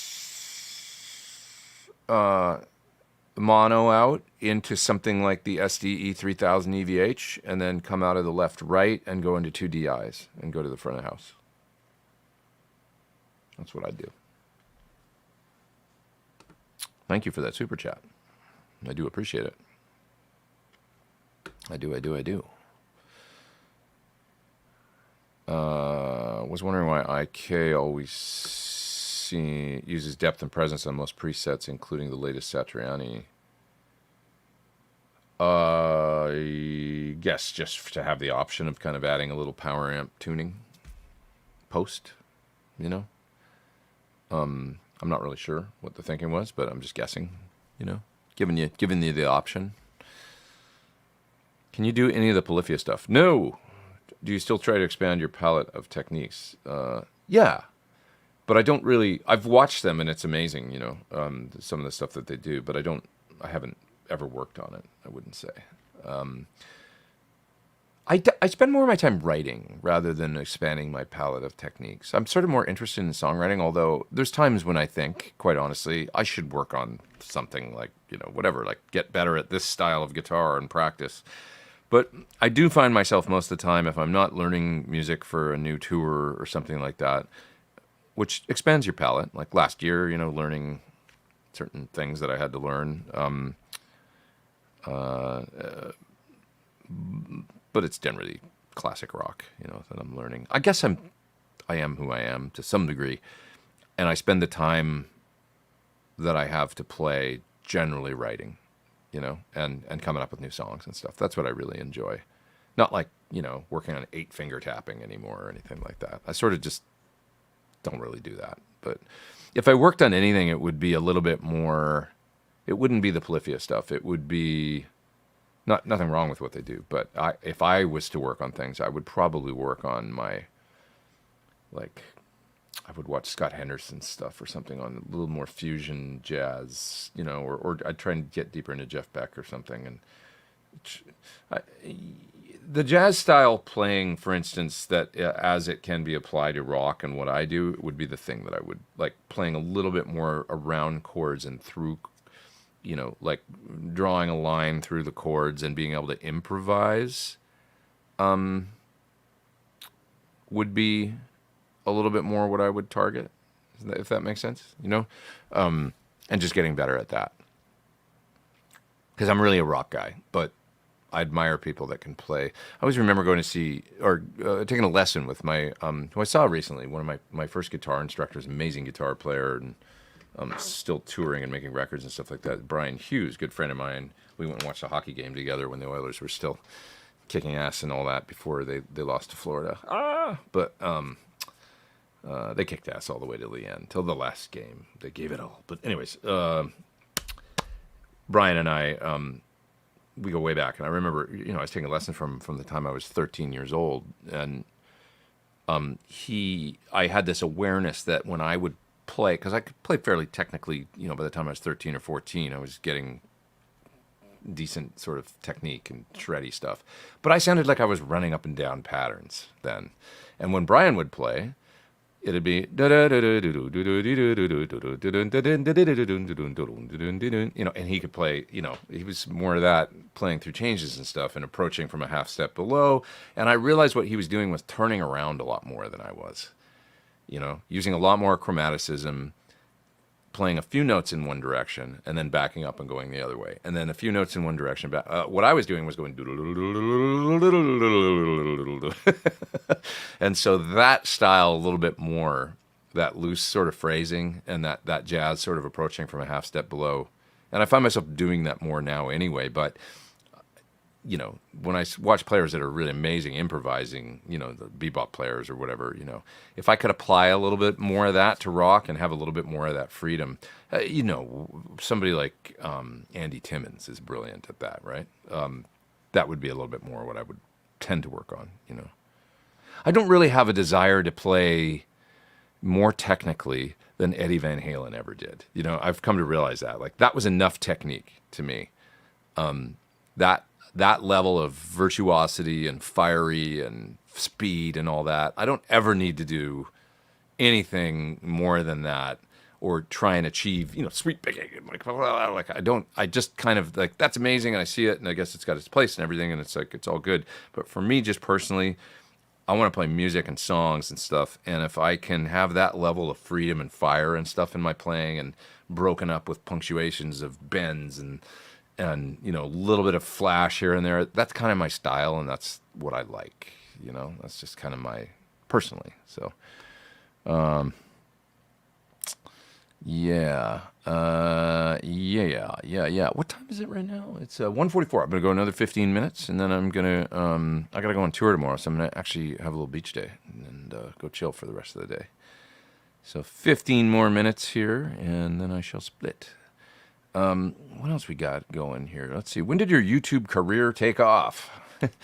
The eruption lesson was when the light bulb went off.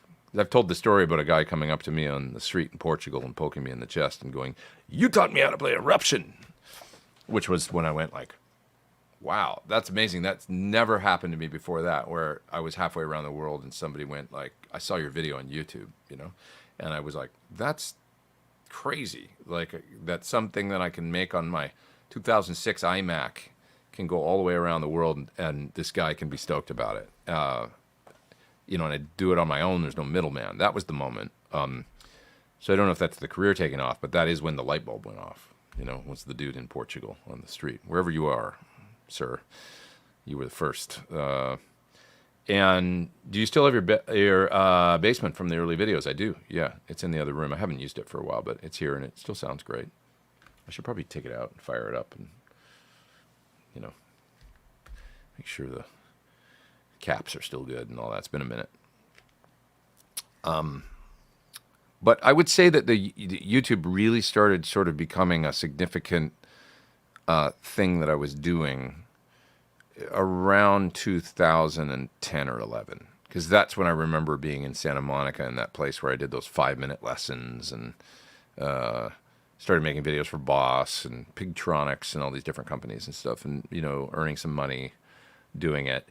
And by 2012, that's when I moved into my other studio in Santa Monica. So by that point, I had figured out that it was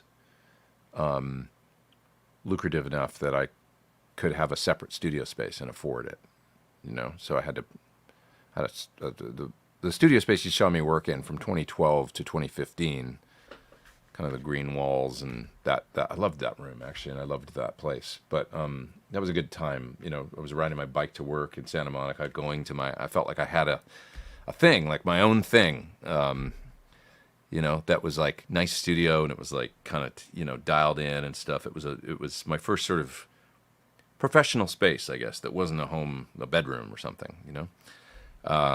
And that's when I would say, you know, oh, I can make my rent every month doing this, at least my studio rent, and have some extra scratch and paid some bills, and this is my thing, you know. And that was really when it, like, I'm not just working for someone else, and, well, I was doing jobs for other people, but I was you know, it's my channel or whatever, and that's when I realized, you know, 2010, 11, 12, that's when it was like, okay, this is something.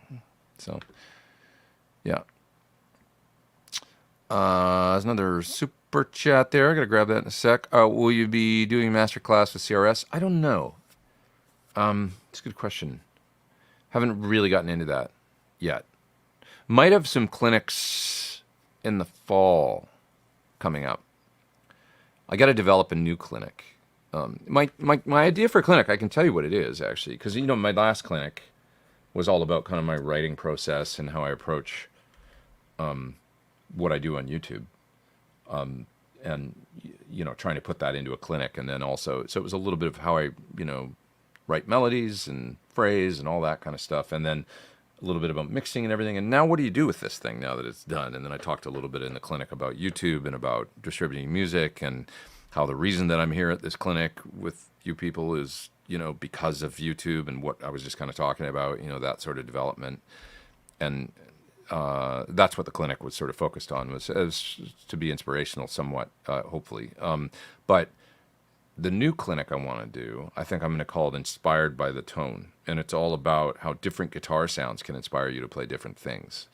And so it'll be about getting different guitar sounds, and about how certain guitar sounds will then inspire you to play a certain way, and how I use the tone as a branching off point for coming up with parts. And so in the clinic, I aim to demonstrate a whole bunch of different guitar sounds that are like vastly different. You know, I'm thinking, just imagine it, like everything from hyper clean, compressed, funky to massive octave divided fuzz, you know, to, you know, soaring lead, you know, like just vastly different guitar sounds, ambient, you know, all kinds of stuff. And then I'll kind of break down each sound and stuff, and then how I think that each sound sort of inspires a certain different kind of playing, and what pickup position I would use on the guitar, and how technically I would approach playing the guitar. Maybe I use my fingers, or, you know. So I think that should be a pretty good topic for a clinic, I think. So I'm going to develop that, and then getting into the fall and into the new year, I should be out there doing that, hopefully. So, yeah. Okay. Nightfly TV says owns a timeline of Mobius, but to be honest, find them a bit debilitating, just too much to deal with, and find myself just wanting to dial in a few solid set sounds. Zelza seems like a good move, or a dig. Well, I'm using both on my board, Zelza and the dig. Yeah, in practice, I mean, you know, they are quite simple to use, and they are really programmable. I mean, the MIDI on these guys, you know, you just send them you put them in a, I think you hold this switch, and then it puts it in a MIDI kind of capture mode, and then you simply hit the preset change, and it hits it with whatever number, you know, in the switcher here, I tell the switcher what, like, say, you know, number 10 or whatever, and it hits the dig with number 10, and when it's in the capture mode, every time I then send number 10 out of the switcher to the dig, it'll recall that preset. So, it's pretty easy, really. There's a few under the hood things, you know, that you got to do to, like, set it up for, you know, do you want it dual delay? Do you want it series delays? Do you want it, you know, like the kill dry, you know, all these different things, and you kind of got to read the manual for that to, like, get it into the different modes. But once you do that once, you're kind of there, and then you don't need to do it again, or you can easily reference it. You know, in other words, they can sort of be as simple as you want or as complicated as you want. You know, they can be complex. And maybe in some ways the Mobius and the timeline are even easier, because they've got the menu, and they've got they're bigger, and they've got more controls to get to the. So choose your fighter. You know, it just depends which way you want to go. But I would say the Zelza, yeah, I mean, you can do chorus, flange, and phase with it. You know, and also Ottawa. So not the city Ottawa. Ottawa. So think Edie Brickell. You know, that guitar solo on that hit. It'll do all those sounds and do them pretty well. That's pretty cool. I still love my Mobius on my main board, though. I think it's a terrific pedal. Oh, yeah. Okay, love how you made the UA Lion sound. Thank you. Seems like all I need, other than maybe Nuno or Lynch type stuff. Do you know Jimmy Burkhardt? I don't. I haven't heard of him. I'll have to check him out. Yeah. Okay.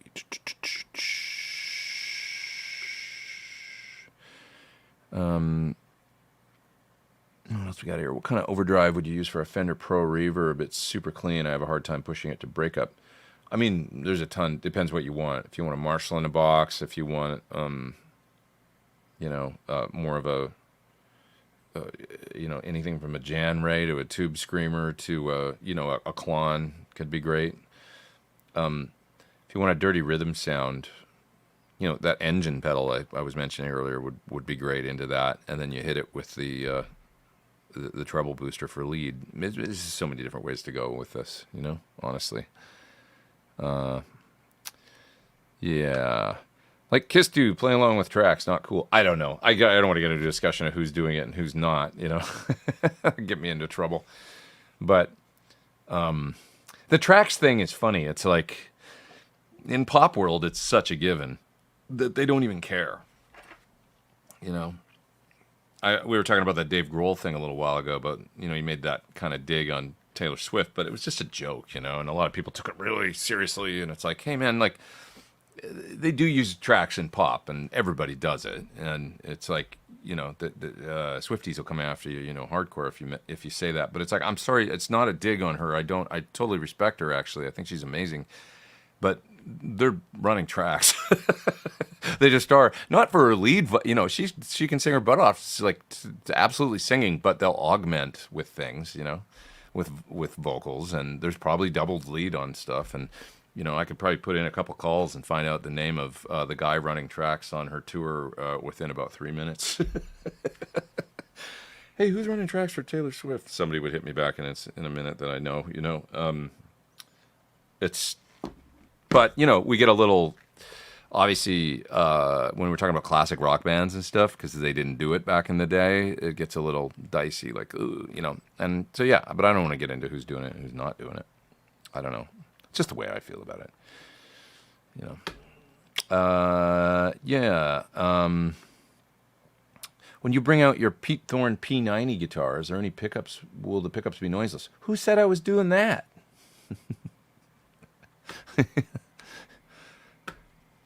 More to come. More to come.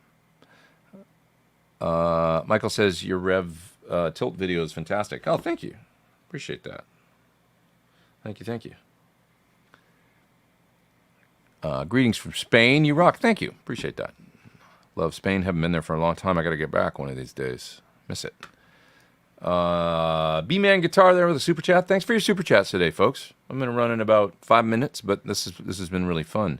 Why does Alex have issues with Sammy? I think Sammy really helped the band a lot. I don't know. I don't know if they do, or maybe they don't. Or it's, you know, those guys did a lot of business over the years. Who knows what went down? I don't know. You know, there's a certain kind of anger and hatred that only a lot of money can kind of bring into perspective and focus. You know. So it's probably, if there's any kind of whatever, it probably has something to do with that. But I don't know that they, you know, I don't know. I think Ed and Sammy made some sort of peace at some point, and that's all water under the bridge at this point, right? Everybody, they had a great career, and I don't know. Who knows? None of us know. Yeah. There's a super chat from Martin. Thank you. How would you avoid roasting an amp that's going to front of house via XLR if by accident gets hit by phantom power? Well, I had this very issue once when my Axe-Fx caught on fire. I had an old Axe-Fx. They are now protected, but the old ones weren't. Simply a couple of resistors or something I think you need to put as a protection circuit on XLRs on a product that will protect it from that sort of thing. But I was playing a club in Hamburg, Germany, and the console caught on fire. Literally somebody had a fire extinguisher shooting it into the front of house console. And when that happened, my Axe-Fx started smoking in my rack, and the XLR lines were tied all the way from the console to the Axe-Fx, and it burned up. So I've never had it happen on an amp, but I had an Axe-Fx go. So, like I say, they protect them now. I know that. So, but that's maybe a DI in the middle. Yeah, maybe could be. I'm talking about a Rev D40 with 2 notes torpedo. So Rev D40. Well, you're gonna have the Rev hooked up to. Oh, it's got the. Yeah, I don't. That's a question for Rev. You have to ask them if it's protected from such things. You know, from getting a DC shooting down the line back into the amplifier down that XLR line. It'd be a good question for Rev, and they could recommend something.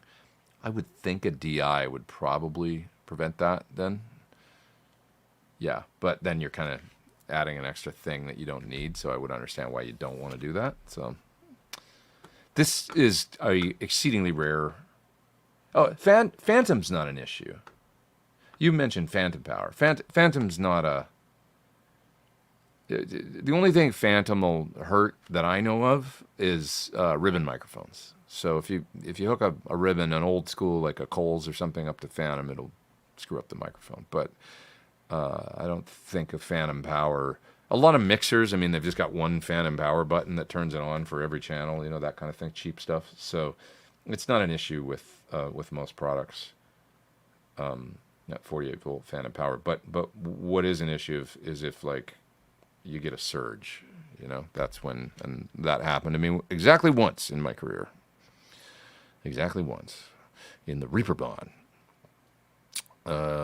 Yeah.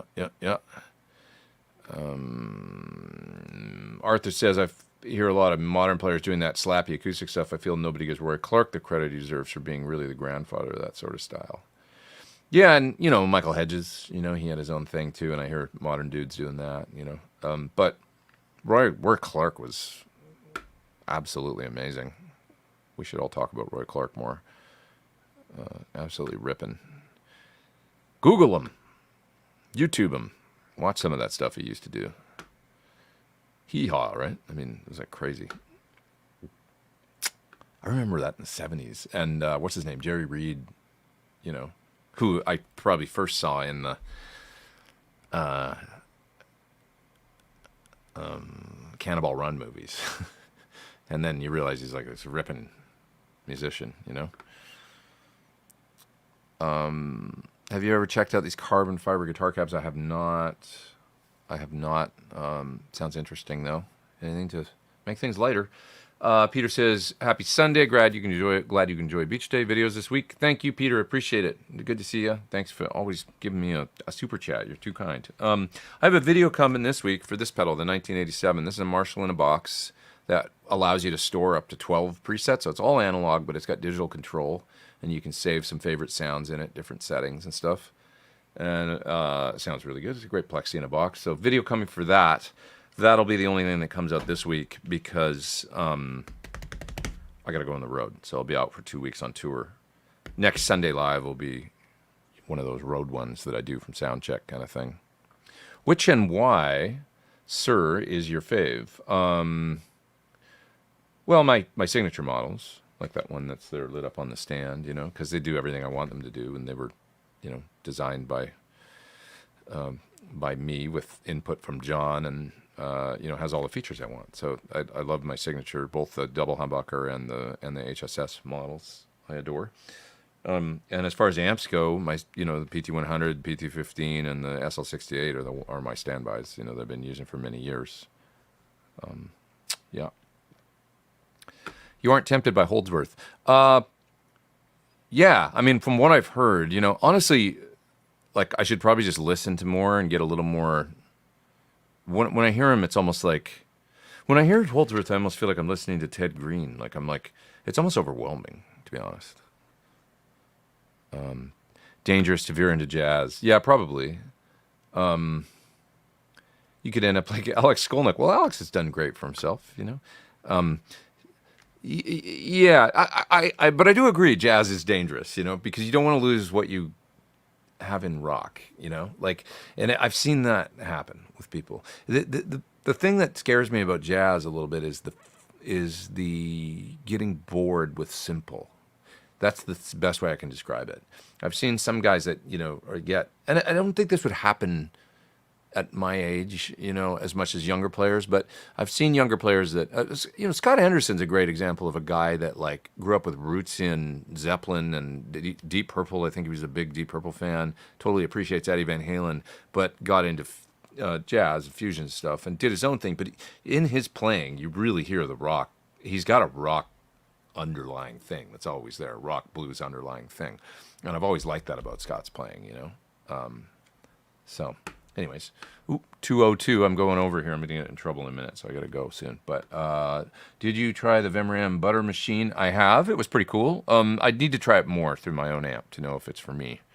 But I tried it in Japan actually last fall when I was at the Vemram shop with my friends there. Yeah. I want to try Sir Ombre. Has anyone played one? I have. It's great. Super cool. First two ZZ Top records, basically, those sounds. It'll get you there. Will you make a video on MIDI and get it in English? I seriously don't get that shit. MIDI, the best way I can describe it is just, you know, a way to change things with one button push. You know, you've basically got 16 MIDI channels, so any switcher, you know, you could have 16 different MIDI controlled pedals, in other words, and tell them all to do different things. So that's MIDI channel. MIDI channel is when from one place you're telling different devices to do different things. That's why you'll set things to different MIDI channels. So your delay timeline, let's say, is on MIDI channel 1, and your Big Sky reverb is on MIDI channel 2. I can tell from my switcher the delay to go to preset 10. And then I can also tell at the same time my reverb to go to preset 15, right? With one button push. That's the different MIDI channel thing. Now, generally, you're going to do that with a program change. So your different MIDI channels, you send program change 10 to the delay. And on the other MIDI channel 2, you're going to send program 15 to the reverb. Does that make sense? So that's channels and program change. Next up, CCs, MIDI continuous controllers. What do you use that for? Well, usually MIDI CCs are used, and you can do up to 99 of those, I think. A MIDI CC would be to say, turn on and off the bypass on your Big Sky or your timeline. So there's 3 different things. Tell what MIDI channel are we on? Program change, telling each device to go to a certain program. And then let's say you want true bypass. You don't want them in line all the time. And so let's say you're going from a dry sound to wanting both those units to turn on, because you can't store per preset on a Strymon the bypass state. So now I want the delay to come on, and I want the reverb to come on when they go to that certain preset. So I send them a MIDI CC that is the certain MIDI CC that enables or disables the bypass on each unit. That's it, pretty much. That's MIDI. Goes deeper than that. MIDI CCs, you can do a whole bunch of things. I mean, you can tell them to do, not just the bypass state. You could tell it to do other, you can make it do other things with CCs. But that's it in a nutshell. And for most people, especially if you're not functionally you don't use MIDI much, and you just I just want my things to go to certain sounds. We're basically talking about MIDI channels and MIDI program change. That's it, and it's pretty simple. You don't even need to get into CCs. It's unnecessary. So I remember watching Tone Talk Dave walk in your studio, handed you alcohol. Do you happen to be in the same building? No. Ottawa. Tom Lind. Ottawa. Wow. Okay, I got to make sure I don't miss super chats here. You man, love you, dude. Always appreciate your insight. I have American Pro HSS Strat and American Pro 2 Tele Deluxe. Which PT Sir would be the best to round out the crew? Well, since you've already got an HSS Strat, I would say actually the 2 humbucker model that's mahogany, because it's going to be pretty different than what you have. Your American Pro HSS is probably maple neck and alder body or something, and then your Tele is a Tele, or Tele Deluxe. Maybe it's got humbuckers, I don't know. But anyway, a mahogany, 2 humbucker PT. Get the garnet red one because it's sharp. That's the way to go. Making sure I've gotten all the super chats. I think so. I don't think I missed any. I'm going to split and go to the beach. This was really fun today. It moved fast and lots of good. I really appreciate John tuning in and stuff and joining the chat. And I want the root beer PT. There is actually no root beer PT, but it is a great color. I love root beer. You could order a similar guitar, but it wouldn't be my signature. Root beer, I've got my modern, and that's the one you're probably thinking of, which is a guitar that I had way before we did the signature model. But it's a great Sir color. You could always order a standard with a black back, scrape binding, and a root beer top, and that would be like my guitar. Basically, wouldn't have the pickup rings and stuff, but it'd be a pretty cool guitar. That'd be sharp. Okay, I got to split. I'm going to get in trouble. I'll see you guys later. Thanks so much. Thanks for your super chats. Please hit the like if you haven't, or the thumbs up before you go on your way out. And I'll see you next week. I'll be in, I don't know where the heck I'll be, but I'll be somewhere in the Midwest or whatever on a gig day. And I'll do probably an hour-long Sunday Live, something like that next week. And show you the stage and all that and the venue, wherever we're at. And as long as I got good internet, even if I do it on the phone, it's fine, right? Nobody cares. All right. Take care, y'all. Be nice to one another. Have a great week. Thanks again. See ya.